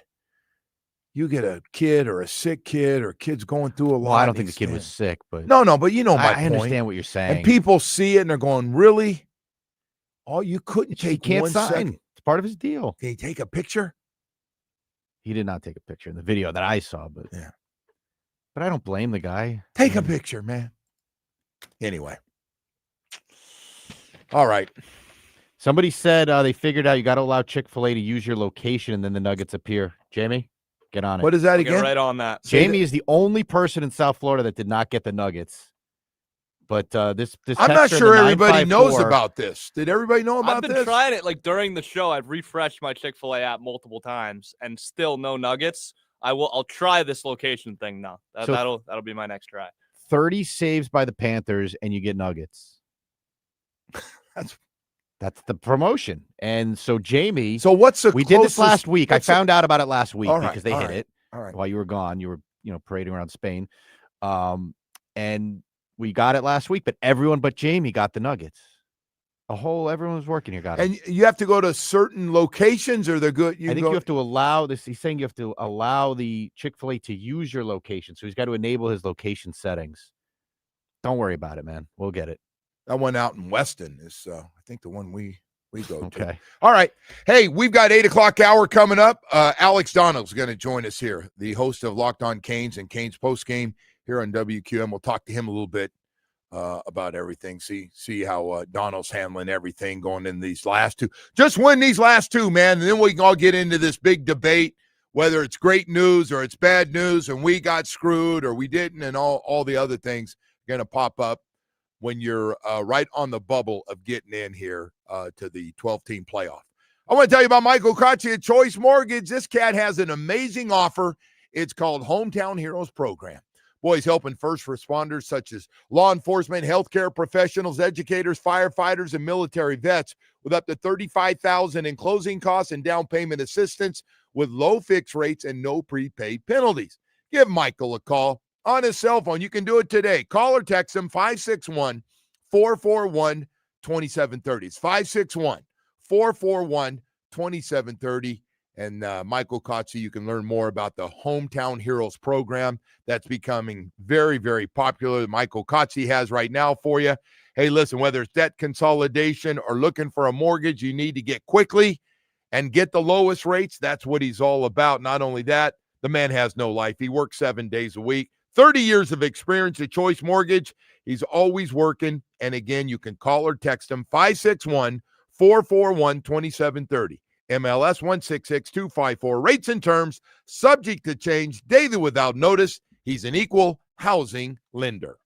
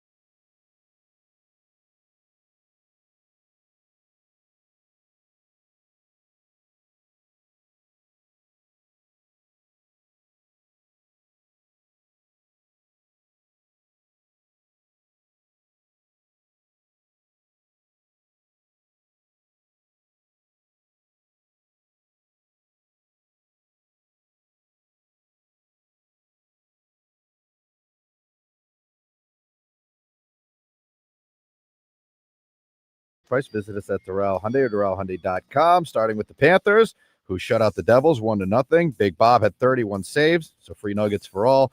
Next up, the Cats will host Edmonton tomorrow night for a Cup final rematch. Over to Hoops and the Heat, who will be in Chicago tonight, take on the Bulls. Tip-off is at 8. The game can be heard here on WQAM. And last night, the Canes blew out Elon 99-72. Next up, Miami hosts Delaware State on Sunday afternoon. The Canes football will hit the road today for their matchup with Virginia Tech. Tomorrow's game kicks at noon and can be heard here on WQAM with our countdown to kickoff beginning at 8 a.m. And in the NFL, Week 12 began with the Texans upsetting the Bills 23-19. The Joe Rose Show continues now.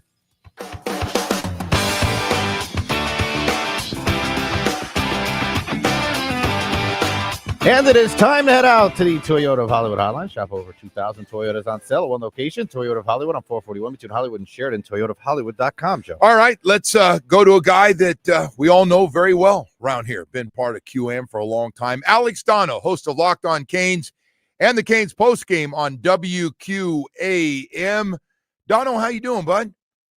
Hey, Joe, I'm doing well. Just excited for some college football tomorrow. Excited to keep breaking down these CFP rankings when they come out. Man. It's been a lot of fun. Well, I want to ask you about that. I guess everybody knows by now, 15-13 in the poll in the college football playoff rankings on the outside. Some of them are showing in the brackets that they're in, and some are saying they're still out and they got a long way to go. And Georgia Tech, Pitt, Virginia, SMU with one loss in the ACC, but strength of schedule and the team that college football playoff ranking committee would like to see is Miami, or they don't. So everybody's getting all lathered up. Even people that call games for the university are getting pretty fired up about everything right now.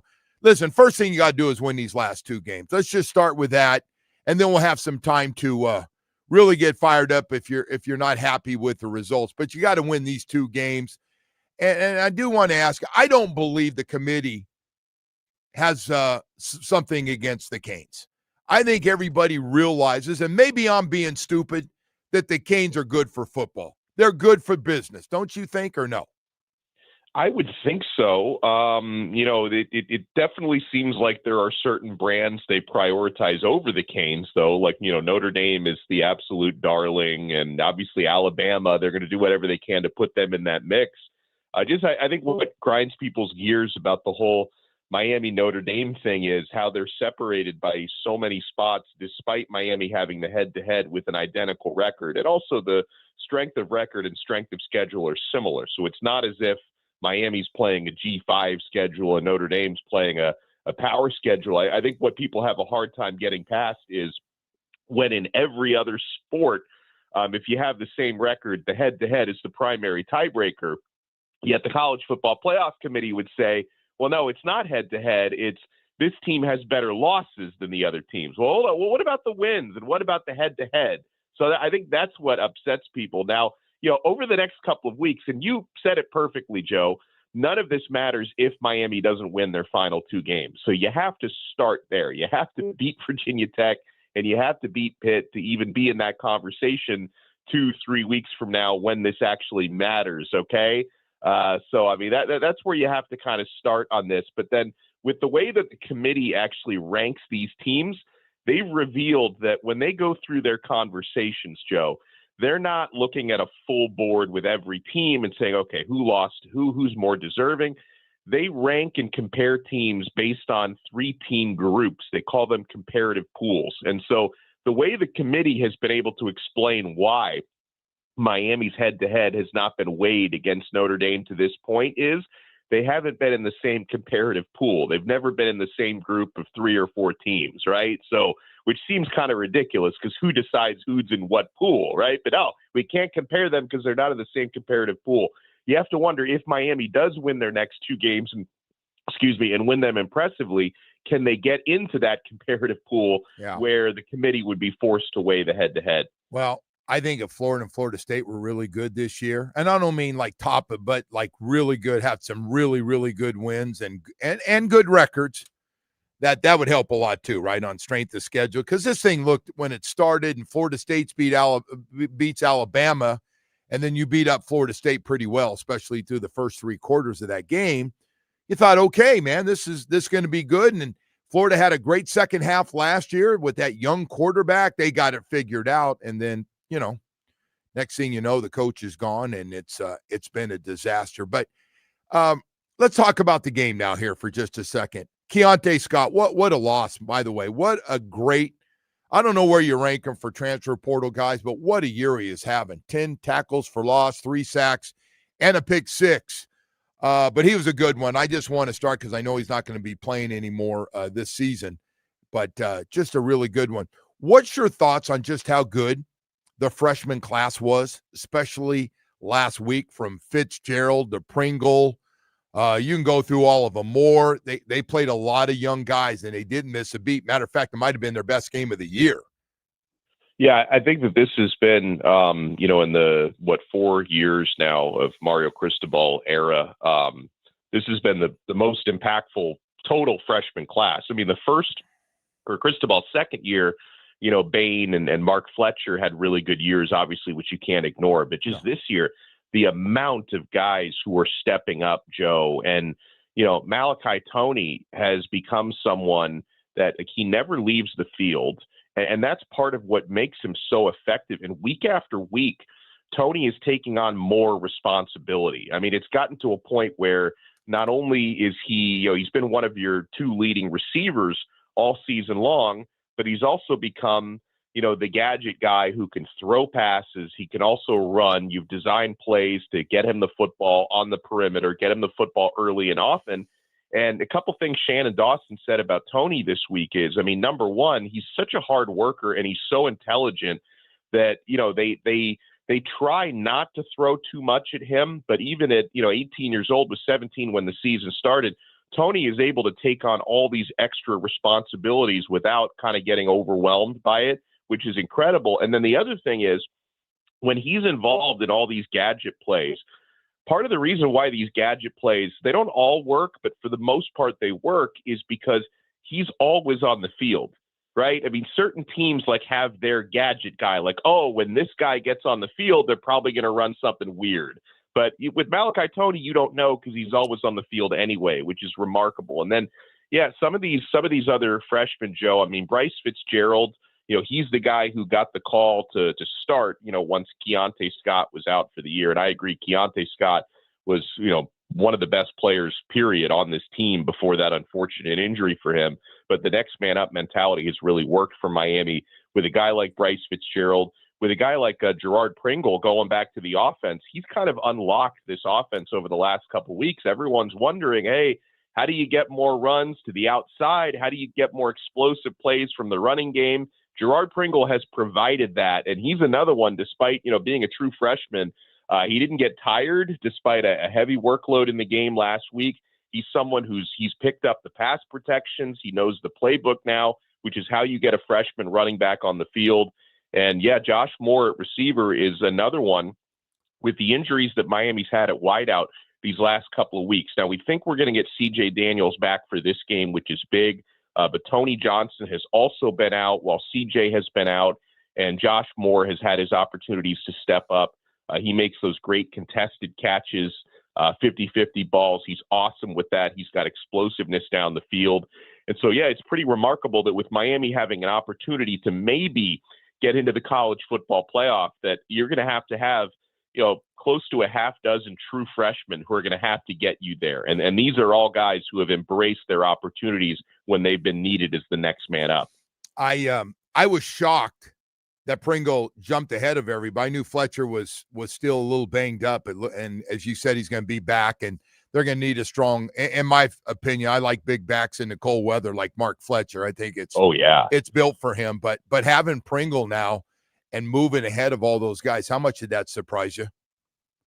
Based on the way he played in the Syracuse game, the game before, it didn't surprise me. But actually, I guess it always surprises you when they actually give a true freshman the nod, especially and listen, Miami's coaching staff, everything is at stake, right? You try to rely on your veterans when every game is a must win.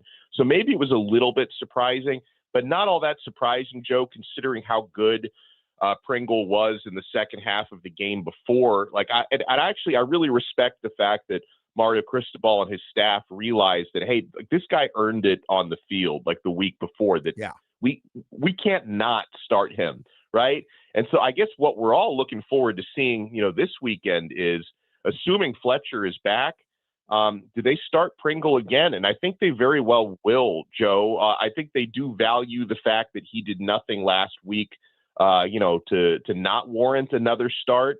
And then also with Fletcher, working his way back from an injury, they might be, a little bit conservative with bringing him back and maybe not starting him. So I fully expect Gerard Pringle to start again, Joe. Now, I think Fletcher, assuming he's fully recovered, can definitely play a lot in this game. And I don't think it matters as much who starts versus who plays well and how much you ride the hot hand. But it would not surprise me if they start Pringle for the second straight week. I would love to see them come out and get a little creative with that game plan and not come up with that stuff just running the ball up the middle. Sure would like to see. I'd love the runs to the outside, but also, listen, man, you got a lot of good receivers. I think we saw it again last week. I know the weather's going to be a little different, but, boy, I'd love to see that passing game get going early on. Are you with me on that one? I'm with you on that. And this is, it's not a great defense that you're facing against Virginia Tech. So their recipe should be there. They're below average against the pass. They're below average against the run. And obviously we'll have a different conversation about the Pittsburgh game the following week. Right. Completely. And I'm not guaranteeing Miami wins this Saturday, because really for me, this is about Miami not getting in their own way. Like, this is continuing to show that your offense is in fact clicking and you can sustain that for another game. Show us you're going to protect the football, because turnovers have hurt this team in the past. Show us you're going to be disciplined enough not to shoot yourself in the foot with penalties. If you do these things effectively, Joe, you should come away victorious here, because, up in Blacksburg, the storyline this week is not the Miami game. The storyline is, hey, we just hired our new head coach, James Franklin, who will not be coaching this weekend, Joe. He will be in the crowd, maybe providing some extra juice for those fans, but James Franklin is not coaching this weekend. They've got an actual game against Miami, and Miami should be the far better team on the field. So it's up to the Hurricanes to go out there and take care of business. But to your original question, there's no reason why the offense shouldn't continue to be creative. I think Shannon Dawson and his personnel have kind of found a rhythm now, and I'd like to see them continue that. Yeah, good stuff. Alex, thank you so much, but appreciate it very, very much. Thank you. Thank you, Joe. Alex Donno, host of Locked On Canes and Canes Postgame here on WQAM. Don Bailey Jr., Canes radio analyst, going to join us later on here in the 8 o'clock hour. We'll talk to him. Mike Florio will join us, talk a little National Football League. There's always plenty of quarterback. And what do we got? A guy got spit on. We got that one. And a guy denied it, man.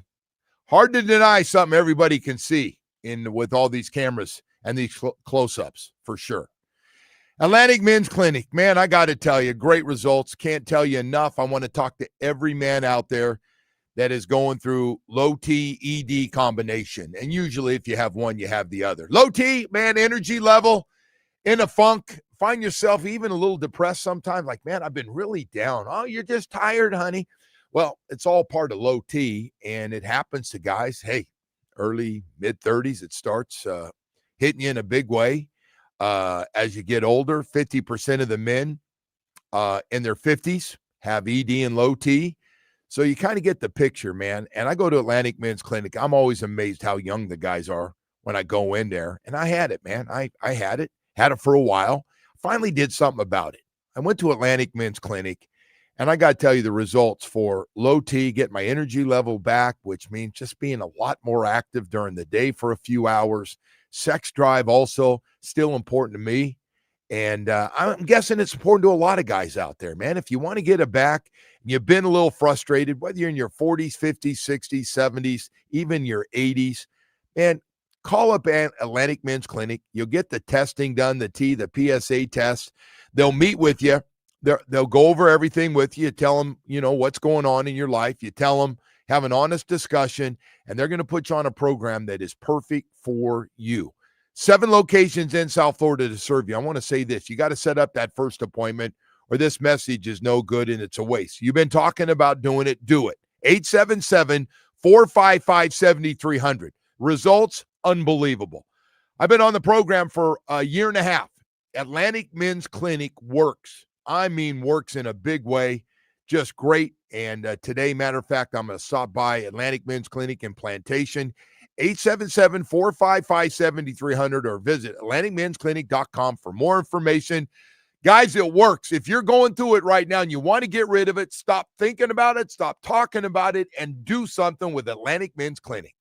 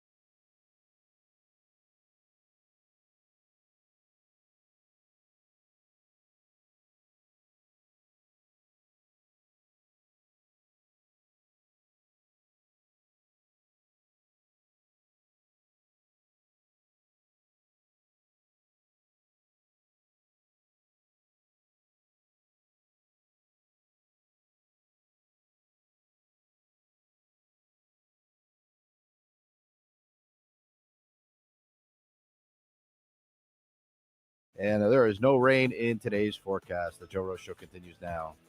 15 minutes of Game Day Uncensored is brought to you by the Lexus Golden Opportunity Sales Event. Get offers on select models now through September 2nd.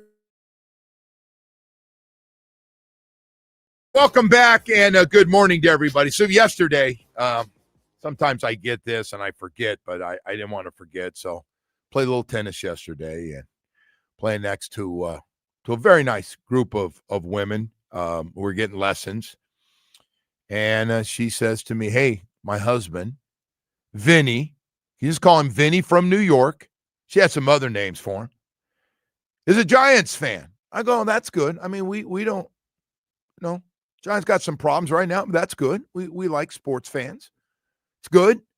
So anyway, I just want to say good morning to Vinny as he's getting rolling there somewhere. Not sure where they live. You threw me for a loop there, man. I thought this was going to be an altercation for sure. No. You know, Woody, I do nice things sometimes. No, but this had altercation written all over it, man. No.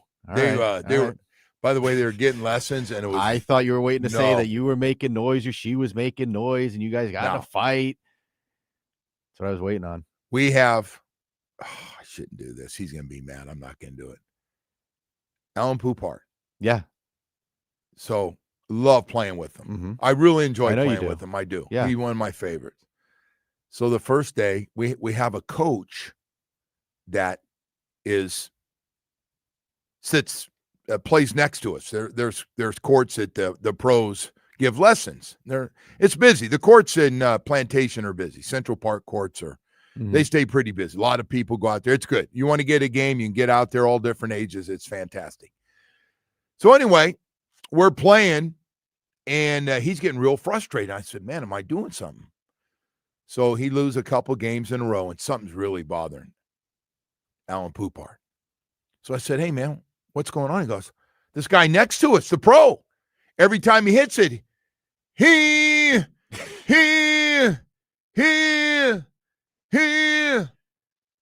like it's really annoying. Mm-hmm. So I'm going to say so. I go, you can't say something to him. He's been here forever. Coach Leon's been here forever. And I don't even notice. I go, you hear everything. Well, maybe I do, but it's very annoying. He should. So anyway, we move like 8 courts away. There's a zillion courts. We go clay court, but we go way far away. So it's funny because one day, again, I'm playing with him, and we're about 3 courts away, and he goes, I this is messing me up again. So I go in, I go, can we get a court further away from Leon? They go, what's wrong with Leon? What are you doing? I go, he goes, he, every time he hits it. So anyway, Alan and Coach Leon aren't best of friends. Okay. Say that. Wow. How can he hear me? Like, concentrate on your game. You shouldn't be able to block that out. Well, some guys. See, that's what I was looking for, a little drama at the tennis court. I knew you That's what I thought. something. Well, you started telling the story, and I really, that's what I thought you No. were about to do. Because every time you tell us a story about the tennis place, it's some kind of fight you've gotten into. No. Someone approaches you in the parking lot. Everything's good. Everything's good at the courts. Right. Everything's good. But that was I knew you wanted something. I gave you a little something. Okay. So can we get into any more? Can I ask you any more about? No. Like who you were playing, anything like that? No. Okay. No. We want to stay on personal. that. I just want to do something nice. Thank some guy that's moved down here from New York and it's a very nice thing in the morning. To do. I just, I didn't. What are you saying? It's not like me? No, I just didn't know you were just saying hello to someone. You started telling the story. You're like, there was some woman next to me taking a lesson. Well, she was with her friend. She wasn't by herself. I know, but I thought you were going to say that. Very entertaining. They hit bad shots and they were throwing F-bombs. I just was very entertained. But no, it was great. Anyway, hey, I'm sorry, man. I didn't mean to make you out to be a monster, but no, you kind of have. It's just every time you discuss the tennis facility, it's they're still showing these highlights of the beating that Josh Allen took last night. Pretty rough. He got. I know I can't say the S word. It's got me in please trouble. Don't. He got the crap up last Friday. He got the crap knocked out of him. I mean, I wonder how many quarterbacks that shot he took from behind. He was moving up, and before he got the line of scrimmage, it looked like he was looking to throw the ball. And I don't know, his awareness apparently left him because he got hit by one of those defensive ends from behind and went down, and he was in pain. and it was I thought he broke his wrist. When he first grabbed it, I thought it was Aaron Rodgers number 2. I did. I just can't believe they have a quarterback like Josh Allen and they can't surround him with talent. Like, I just go all in, man. They should have a draft pick for the next 10 years. Try to win a Super Bowl with that guy. Well, they still can. I mean, he's going to get you 10 wins every year, right? That guy. I don't know if they're going to get to 10 wins this year, Joe. They're 7-4. I don't know. You going to guarantee that they're going to get to 10? No, I'm not. No. They seem to have some serious problems. Their defense isn't great. Hey, they're not the only ones. I think Chargers got problems too. I'm waiting for this Chargers thing. Khalil Shakir is your number 1, can only take you so far. I agree. That's not a very good group. No, I mean, even Mahomes is Worthy and Rice and Kelsey. They signed a guy off the streets to join them who was an old Kansas City receiver. And then they brought up, is it Gabe Davis? Yeah, they brought up Gabe Davis. Gabe's back. Mm-hmm. Gabe didn't work out in Jacksonville, got some good money. Didn't work out there. Hey, come on back, Gabe. Hell, he stole it to him like he's the number 1 guy last night. That's pathetic. That's when you have problems. No wonder they wanted Waddle. No wonder they went after Waddle hard, offering a 3. What I tell you, 2 or 3 this year and a 1 next year. And the Dolphins said no. Good move. You can't. No matter what. No matter how sweet the deal is, you can't make a trade with the Buffalo Bills. Not at this point. So I know you're going to ask Florio about this, but I don't know if any of the big 3 out of the AFC are going to make the playoffs at this point, man. Chiefs, Ravens, Bills. Well, if there's one team, I'm going to go with the Ravens. Yeah, you're probably right. They're 1 game behind the Steelers. Steelers got a tough one. Steelers at Chicago to take on the Bears.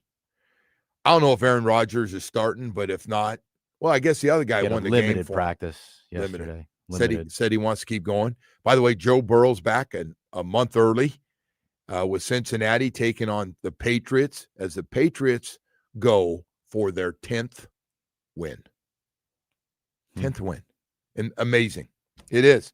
Last year, Woody, I know you remember this. Bills, Ravens, Texans, and Chiefs, which seems to happen a lot, right? Yes. Those are teams that you're going, all right, they're always there. Texans making a strong run here late, but they can't catch the Colts at this point. That's not going to happen. That's definitely not going to happen. Anyway, hey, we got more stuff to get to. We got more at the Canes. Don Bailey Jr. is going to join us, Canes radio analyst, and we'll talk to him.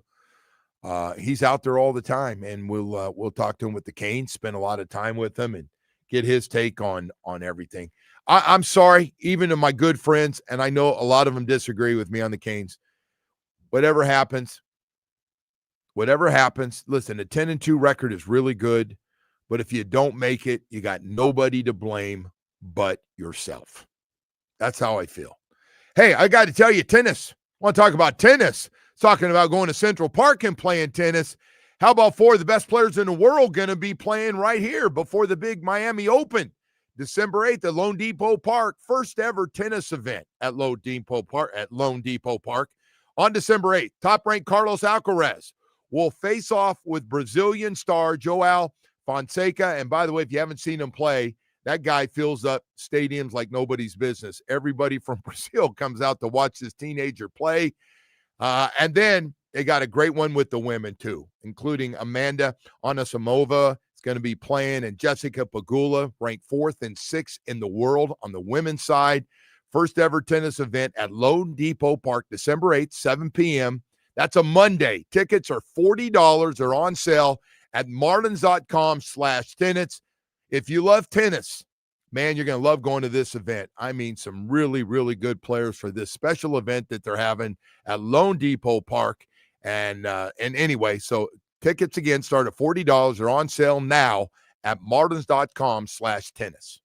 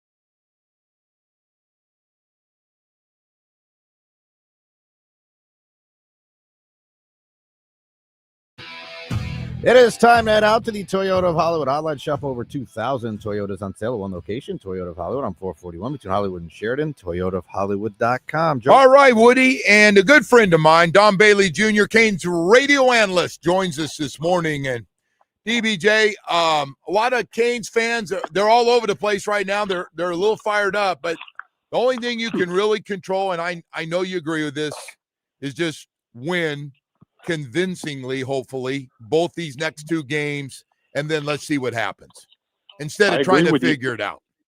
There's nothing. I don't even look anymore, Joe.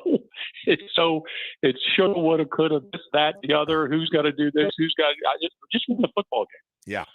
I mean, really, and it sounds crazy, but that's what it boils down to. If Miami wins against Virginia Tech and then they go to Pittsburgh and they win at Pittsburgh, then you've got a 10-win season, and you just have to see what happens with everybody else in the rest of the world. And it will be hard for me to believe that Miami with 10 wins would not get in. It's hard for me to fathom that. All right. So before we get to that, and that'll be a discussion we have in a couple of weeks if it happens, but I do know the formula, and I think you do too, because we've seen it. No 12 penalty games and no 3 or 4 turnovers in a game. And I like our chances against both Virginia Tech and Pitt. I'm with you 100%. We're not even talking have more explosives. We're not even talking about the run game. There's nothing else to talk about. Handle the turnover battle and handle the penalty category, and you will be in a position to win in as many games as you have left on the schedule, whether it's 2 more or 4 more or 5 more. That's what it boils down to. DBJ, that game was, I didn't get to see it live, so I had to come home and see it. It was so much fun to watch the highlights on just how of a complete game it was from the start to the finish. And then all the young guys that played either started or got a lot of playing time, on just a reminder of how good this true freshman class is as well. So let's start with the freshmen, Joe, and let's give the University of Miami head coach and their staff some credit. They have proven they can develop football players. When you walk into that game against North Carolina State on both sides of the football, but we'll go defense for a few minutes. You hold NC State to 23 yards rushing net for the game. You hold them to 120 yards passing for the game, 143 yards of total offense. And you've got arguably, especially in the second level, your best player on the bench, right, is injured. So, and then you come up with a pick six and a takeaway, and you Vesador coming into the ball game with a couple tackles for loss and sacks, and you go down the list, the tackle list, and there's Bryce Fitzgerald, there's Lightfoot, there's Lucas, there's Blunt, there's Pickett, there's O'Connor. You've got there's Charles Brantley, there's Dylan Day. The list goes on and on of these guys that participated and played a phenomenal football game. The Pringle story is by far. Did you know the Pringle thing was catching to the fire to the point that he's going to start against this game against NC State? Not up until towards the end of the week of last week. I mean, it was not something that they've been sitting on and holding on to. I think, Pringle, what people don't realize, and you know this as well as anybody, what people don't realize with that running back position, they all can run the football, period. All of them. There's not anybody anywhere in major college football that plays that position that can't run. The question is, how are they in pass blocking? How are they with their assignments? How are they with blocking when they're held in to add protection? So there's a whole lot of other things incorporated into that position in today's college football. And he's developed, and he really worked overtime. Mario talked about it, about how he would be down at scout team and come back. And this young man's work ethic is somewhere in that Malachi Toney deal, where he's easy to coach, commits himself, is dedicated to it, and does whatever it takes. There's no pouting with your running scout team and then have to come back up. There's none of that. He is committed to being as good as he can be, and it shows that he's going to be pretty darn good. Malachi, I saw the ranking. I was just curious looking up stuff. Malachi Toney, by a lot of people, is considered to be the best freshman in the country. you going by numbers. There's a couple of quarterbacks that are starting, but Malachi, for everything he does for this offense, because he can throw it. He made a throw the other day to JoJo Trader. And by the way, he didn't throw one of those wobbly, like, oh, that's a guy who played American Heritage Plantation at quarterback at the end of the year when Dia went down. That was crazy. And Joe, think about it. There's no warm up.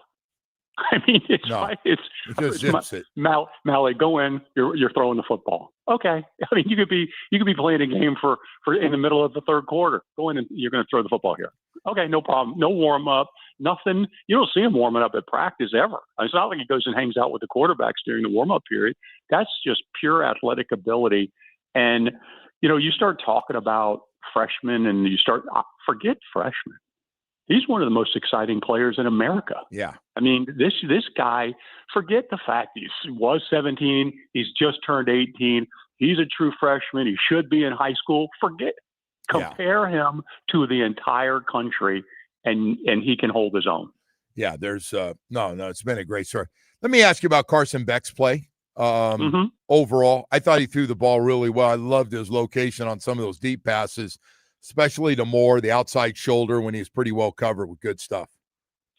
I think he said it in his post game where he feels that he has now incorporated himself completely into the game, in the sense that he understands the offense, he understands the calls, he understands the terminology, and he has confidence in what happened to him after the surgery. And if it was a knee that took place, and it was a knee at the end of last year, you almost would have wrote him off for this year if it was a knee. So, everybody says it takes a year for that knee to get right, or 9 to 12 months now.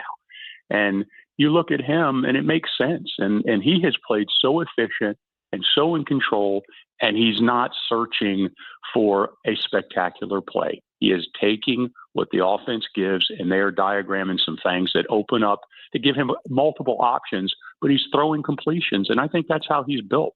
I really do. I think that's how he's, at the end of the day in his career, he's thrown 73 touchdowns and 29 picks. So he's better than 2 for 1. And he's a 69% passer for his career. And he's showing up. He's showing up. Yeah, no question. Hey, the Keontae Scott story. Looks like he's done for the year, but I got to tell you, what a year, man. What a great transfer portal pickup he was. 10 tackles for loss, 3 sacks, had the pick 6. Just really good tackler, great blitzer, unbelievable. Well, he's so instinctive, and he gave Miami somebody that plays, the nickel naturally, and he could handle the slot guy, Joe, as well. And the big thing about him is people don't realize, he was up for the Thorpe. It was probably his award if he finished out the season. And the best part about him is he came in and brought leadership. He came in and set an example. He came in and did multiple spots. He could do anything everybody asked. And all you heard were good reports off the field. And then on the field, it took care of itself. And then for him to be out of that game and Coach Heatherman able to put that defensive scheme together last week, which was as impressive as anything you could put on the field, especially with all the young names that played. Yeah. No, listen, a lot of great stuff going on.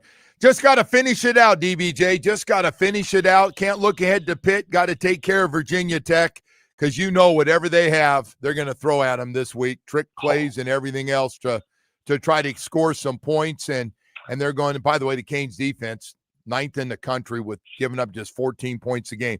Hey, DBJ, thank you so much, bud, for coming on. Have a great trip. You're welcome, man. I'll talk to you next week. Have a happy Thanksgiving, Joe. Back at you, DBJ. Thank you so much. Don Bailey Jr., Canes radio analyst. All right, look at that. Already getting ready for Thanksgiving.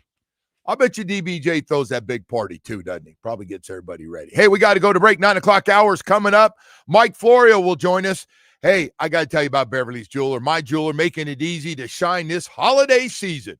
Right now, you can get this stunning 3-carat certified lab-grown diamond, VVS Clarity E-Color set in a custom-made 14-karat gold engagement ring for just $3,999. it looks like it's worth $30,000 or $40,000. It's spectacular. It really is. It's a 3-carat diamond ring for only $3,999. Choose your favorite shape, and larger sizes are available at similar savings, but hurry. This offer is for a limited time only. And while you're there, if you're doing some holiday shopping, they want to let you know they got a huge selection of diamond studs, tennis bracelets, fine jewelry with up to 70% off select pieces during the holiday sale. They got something for everybody. I always tell them that. I'm going in there pretty soon and get my shopping done. If you need extra cash, Beverly's pays top dollar for your gold, silver, and jewelry with immediate payment. We enjoy interest-free financing, free gift wrapping, and they got a great staff to help you with anything that you're looking for. Really an easy way to shop, even if you're a big dummy like I am. Visit Beverly's Jewelers in Fort Lauderdale or online at bevjewelers.com. Beverly's Jewelers, where South Florida gets engaged. Today's topics are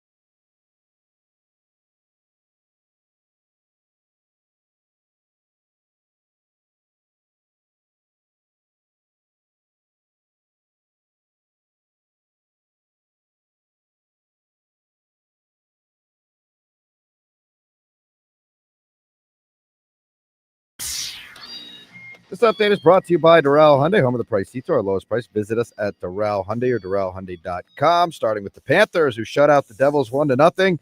Big Bob had 31 saves, so free nuggets for all. Next up, the Cats will host Edmonton tomorrow night for a Cup final rematch. Over to Hoops, and the Heat will be in Chicago tonight to take on the Bulls. Tip-off is at 8.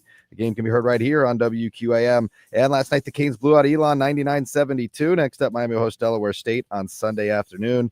The Canes football will hit the road today for their matchup with Virginia Tech. Tomorrow's game kicks at noon and can be heard here on WQAM with our countdown to kickoff beginning at 8 a.m. And in the NFL, Week 12 began with the Texans upsetting the Bills 23-19. The Joe Rowe Show continues now.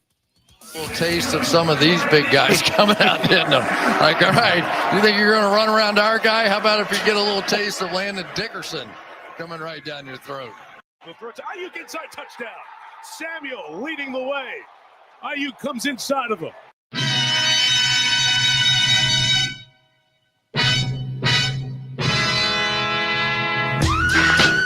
All right, it's official now. Nobody can mess up your Friday. Nobody.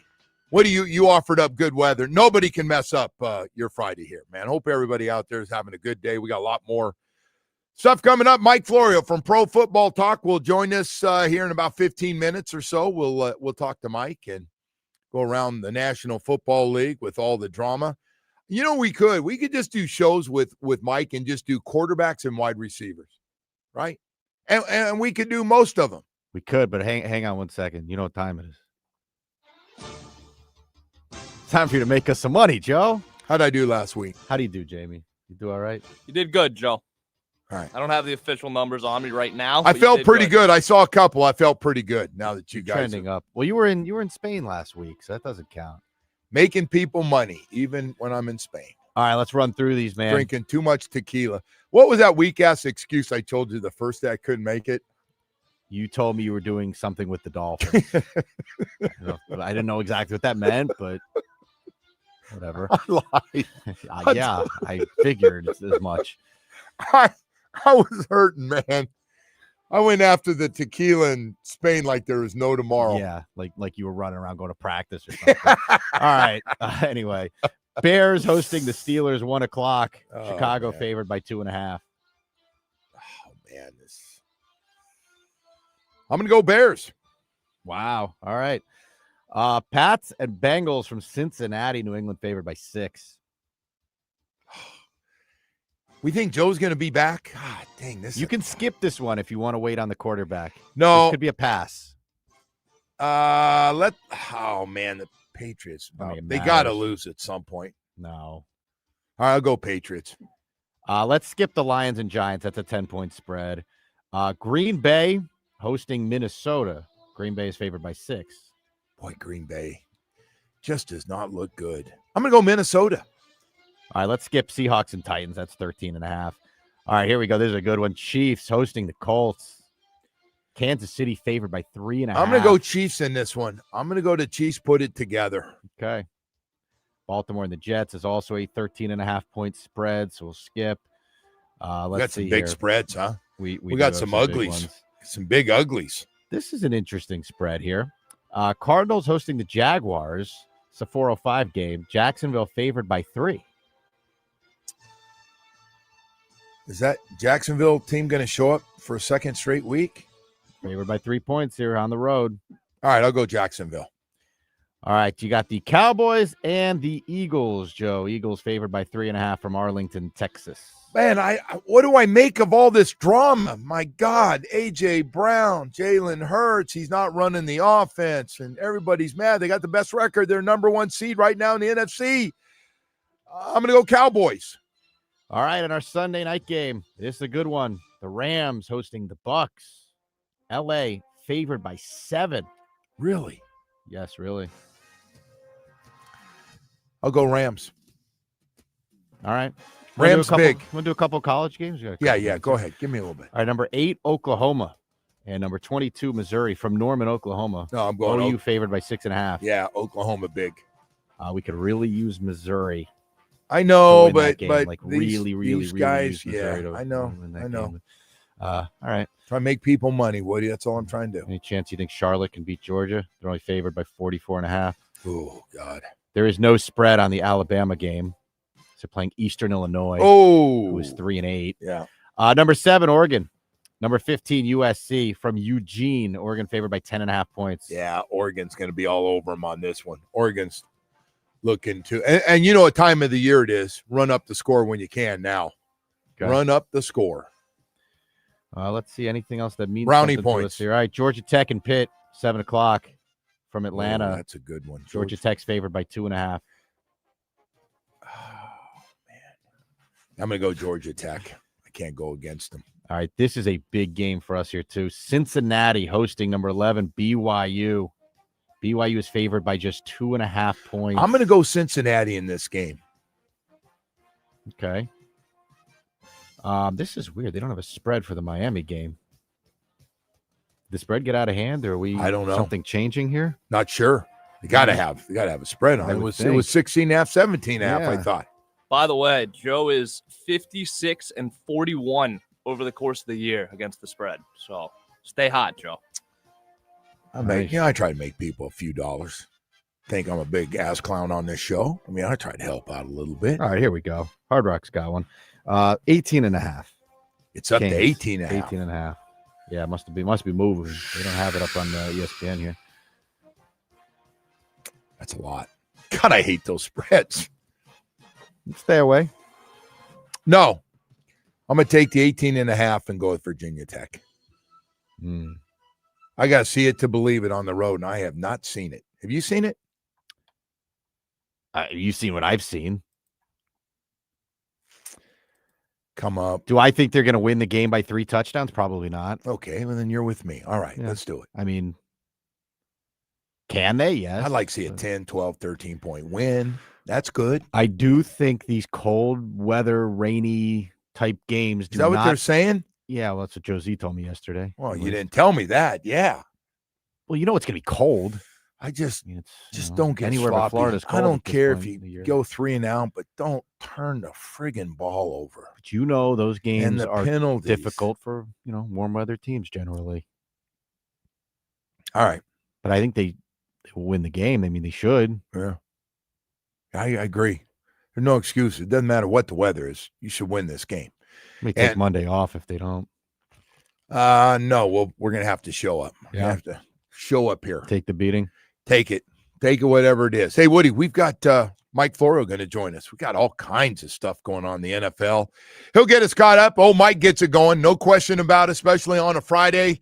And it is hurricane season. No, check that. I think it's about over, but did a little damage here before it said goodbye. Hey, I just want you to protect your home with Loctite Impact Windows, Doors, and Roofing. Right now, if you're going, the season, but we probably should think about doing something. We got lucky this year. Actually, a couple of good years around here. If you got an old leaky roof, replace your old roof now and pay later. Loctite offers the highest quality roofing materials with lifetime warranty plus thousands of 5-star reviews. Say big on their legendary state-of-the-art Impact Windows and Doors. Impact Windows as low as $6 per window per month installed. Don't wait for the next storm. Visit LoctiteImpact.com. Again, LoctiteImpact.com. Or you can call and talk to their staff, 954-500-LOCK. They can get the whole process started, covering all of South Florida, ready to take good care of you. Again, whether it's the roof or just the Impact Windows and Doors or all the above, man, give them a call. Loctite Impact Windows, Doors, and Roofing. Today's topics are sponsored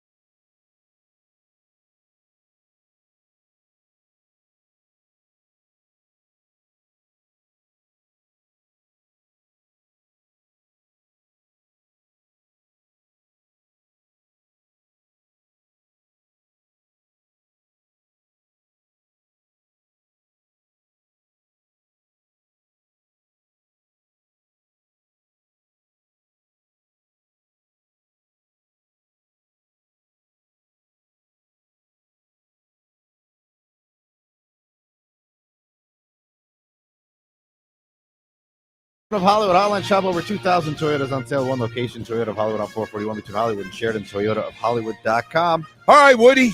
Mike Florio from Pro Football Talk joins us. Well, I'll tell you what, Mike, this is right up our alley, man. First of all, we got guys showing up late, staying out after curfew. We got guys that can't get along on the team. We got guys spitting on each other. My God. And we're down the stretch here in this season. Anyway, as we get ready to go here, I do want to ask you, this Philadelphia thing is weird. Like, they're 8-2. We're sitting here talking about how everybody's getting along and loves each other, and we're not even close to 500 yet, and an 8-2 team can't get along. And I'm just curious as I look at it. Jalen Hurts, I had to go back and look at the numbers. Mike, they're pretty good. 16 touchdowns, 1 pick. He's run for 6. Passing game's not great. I get it. A.J. Brown's not always happy. What's the biggest problem that's got everybody fired up with Philadelphia? Well, it's funny, Joe. This week, the focus finally began to shift to Jalen Hurts. And Derek Gunn, who's covered the Eagles for years, explained this week that they're trying to get Jalen Hurts to run the plays the way they're designed and the way they're expected to unfold, and that he's just not doing it, that he's going out and playing his game. He's not letting it rip. He's patting the ball too long. It throws off the timing of the play. When the players go back and look at the film and they see that they're open and they're not getting the ball, it creates frustrations from the players, from the coaching staff. And the reality is, once you do that second contract, you put yourself in a position where, especially the way the Eagles do it, they use annual option bonuses that are exorbitant, small base salaries that kick cap numbers into future years. They're stuck. The way that they had set up the contract, they could have traded Jalen Hurts after the first year with minimal financial pain. After year 2, year 3, you start doing these big option bonuses that get spread out over 5 years. You got all this money that accelerates back toward the cap at the same time. They're looking at $62 million if they would decide, you know what, we need to go a different way at quarterback. And what that does, that gives him a ton of power over the team. He's got a ton of power over the team. He can basically run the offense however he sees fit. And the way Derek Gunn explains it, he thinks that's what Jalen Hurts is doing. And the other side of it, too, and this is what's amazing, because I firmly believe that there's a story to be told about the relationship between A.J. Brown and Jalen Hurts. There's been things said. Brandon Graham said something last year, and then he tried to take it back. There's been rumors. There's just been smoke that there's some personal issue between A.J. Brown and Jalen Hurts. And for as much as the Eagles have been able to keep that under wraps, they can't otherwise keep this stuff under wraps. It's just weird. Like, this notion that the frustration's out there and A.J. Brown saying the stuff A.J. Brown said, like, how do they not keep that from happening? But they don't. But at the same time, they manage to conceal the thing that's at the heart of the problem. It really is strange. And I think as the Eagles continue into this season, it's becoming a bigger and bigger story that I don't think, as much as the Eagles want it to go away, I don't think it's going away. Yeah, it's a wild one. And right now, as I said, they're 8-2 of the number 1 seed in the NFC. So that's kind of crazy, too, because this is stuff that happens when you're really, really a bad football team. Hey, so I got to ask you about Shedeur Sanders. Gets his first start. Mike, I got to tell you, and people took a lot of shots at him last week about how bad he is. We saw that team. That offense and those receivers are not very good. And they beat the Dolphins. I'm talking about a team that actually beat the Dolphins. I didn't think they were very good. How is he supposed to have success when he's thrown to that group? What would be your take on his chances of looking good the rest of this year? Well, and I was stunned after that game ended, and Kevin Stefanski, the Browns coach, said that Shedeur Sanders hadn't had a single first-team rep in any setting. Practice, not one. And this is what happens when you draft 2 rookie quarterbacks, because we got to get Dylan Gabriel ready. Well, we also got to get Shedeur Sanders ready. And we've got Shedeur Sanders ready without him ever having a first-team rep. Well, he's had them all week, and we'll see what he can do. But this just goes back to, as a wise man named Juju Smith-Schuster once said, the Browns is the Browns. Like, whatever they can do wrong, they do wrong. And they finally moved on, although apparently he decided to move out from Paul DePodesta, who was the chief strategy officer. And I really am not aware of any strategy the Browns have had during his time that was a good strategy. But having the 2 quarterbacks there and just treating this quarterback contract's an asset, like, you got to build a team. You got to build a team. But now Shedeur Sanders gets his chance, and it's a game that they could win. They're taking on the Raiders, and it's just amazing to see how much hype there is, even when they're 2-8. I wrote something yesterday.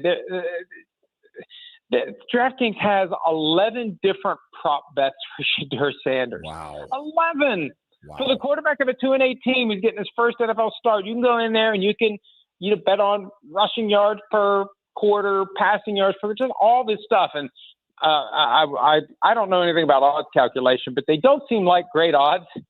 But you can do it if you want to do it. And that just shows you that, personalities drive this sport. And even a guy who's never had a start for a struggling team that's been a bottom feeder for years, that name carries weight, and there's going to be some buzz and there's going to be some interest, and it's an opportunity for him, and it's a no-lose opportunity for him. Because if it doesn't go well, what did we expect? If he somehow comes out and plays well, that's going to be one of the top stories on Monday. Yep, no question. Hey, so this Jamar Chase thing clearly spit on Jalen Ramsey. Not up for debate. Everybody saw it in one of those close-ups, those guys face-to-face, and he denies it, which I don't know. I think it's a bad look. It's one thing to be yelling at a guy and see a little spray coming out of his mouth, but another one to see whatever that was that came out. What's the league? I mean, it's one of the lowest things you can do. Cheap shot a guy is one thing too, but spitting on another guy. Do they have to do more, Mike? Because we've seen a lot of it. We've already seen it a few times this year. College has also had it. Well, for years, Joe, the punishment for spitting on an opponent was a fine. And Sean Jones told a great story years ago about Clarence Kay, the former Broncos tight end, spitting on Sean Jones during a game. Jones said he ran to the sideline, and he claims it was a scalpel. I don't know that the trainer has a scalpel, but he says he got a scalpel out of the trainer's kit and was going to go out and slash Clarence Kay with it until Howie Long stopped him. But, you're going to react. As Mike Tomlin said this week, someone spits on you, do what comes natural. But for years, it was just a fine. And the Jalen Carter thing ultimately was an ejection and a fine, but they tried to dress it up as a suspension to change the precedent. And it worked, because when Jamar Chase got suspended, the hearing officer, Jordy Nelson, ruled in favor of the league. And now everyone knows, there can be no doubt, if you spit on an opponent, you will be suspended one game without pay. And depending upon what your salary is and per game roster bonuses and other things, the consequences can be significant. For Jamar Chase, it's $507,000 for spitting on Jalen Ramsey. And you're right, Joe, at some point you just have to own up to your conduct. It'll be interesting when he comes back and he meets with reporters, and he surely will be asked about it. Do you have an apology to make? At some point, you just have to swallow your pride and your spit, and you have to say, I'm sorry, I shouldn't have done it. No question. So the other one is, now we're finding out CeeDee Lamb and George Pickens missed a curfew night before the game. So, Mike, is there proof that they literally were out getting liquored up pretty good, or what are we hearing from that? Or is it they're claiming they were just late and they were fine? They both had really good games, especially Pickens in the game. What are we hearing on that one? Isn't it funny, though, that CeeDee Lamb will openly say, yeah, I missed curfew, but don't you dare suggest I got so drunk I threw up. I know how to hold my liquor. You know what's funny about this? Like, the third headline, and the one that everyone's ignoring, is they're hanging out in a freaking casino. Look at how the NFL has changed, right? Yes. Look at how the NFL has changed. 10 years ago, and it was only 10 years ago, Tony Romo was going to have a fantasy football convention in a building that is owned by a casino, but there's no gambling on the property. And the NFL shut it down. And now here we are. And it's just funny because my latest book, Big Shield, it's based on a Vegas-based mobster who, hangs out at the casinos strategically. He knows where to go. He knows who to cozy up to. And, just think about it. NFL athletes out and about, having a few drinks, hanging around. These guys are susceptible. And I'm not suggesting they did anything wrong. I'm just saying if we want to be surprised about Terry Rozier and the Cleveland Guardians pitchers and all this other stuff, don't be. Because those things are the end result of relationships that spontaneously start in places like wherever CeeDee Lamb and George Pickens were on Monday night. Yeah. Hey, Mike, and we got a zillion things to get into, but yeah, that's an ongoing problem, this whole Vegas thing. I actually thought it'd be a lot worse than it's been. But anyway, Aaron Rodgers. Hey, Joe, Yeah. Joe, do you really think the NFL is telling us everything they know about all of the potential scandals involving their players and gambling? No. Or are they keeping their mouths shut? I mean, it's not. Look at what's happened to baseball and the NBA from having these things come to light. They got Congress up their butts. Right. So I don't know this, but I would not be surprised to learn that there's been some stuff that the NFL has handled very, very quietly for fear of having that same microscope and or whatever the thing is that they use for a colonoscopy inserted in a place where they don't want it inserted. You know, Mike, it's funny because the teams on the East Coast, as you know, usually go out a couple days early to Vegas, considered a West Coast trip. And we were out there a long time, man. And I was like, and a lot of good restaurants are around inside those casinos and by where all the gambling. Yeah. Good luck on that one, man, unless you're going to lock them down with like 25 security guys and babysit them. That's always going to be a problem. I don't think it'll ever go away.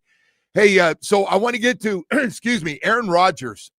We expecting him to play in this game or not? I mean, they're getting down. The Ravens are sneaking up on him here in the division. I think, number one, he's going to play, and number two, I don't think the drop-off from him to Mason Rudolph is as big as we would have expected going into the season. Rudolph was pretty good in the second half of the game against Cincinnati, 12 for 16, 127 yards and a touchdown pass. Statistically, passer rating better than Rodgers for the game. I think they will be fine either way. That doesn't mean they're definitely going to win, but I don't think it changes the offense all that much because it's not like Rodgers is throwing BBs all over the field. He's a different guy than he used to be. I think he's determined to play. It's the Bears, the team he owns. He's not going to sublet them to Mason Rudolph for a week. This is his last game against the Bears, presumably. He has to view it that way. Last trip to Soldier Field. I can't imagine him not playing. And the way that Mike Tomlin explained it on Tuesday, it all comes down to, number one, supporting the wrist that has a fracture in it. Number two, pain tolerance. And he said that's not an issue for Aaron Rodgers. And number three, functionality.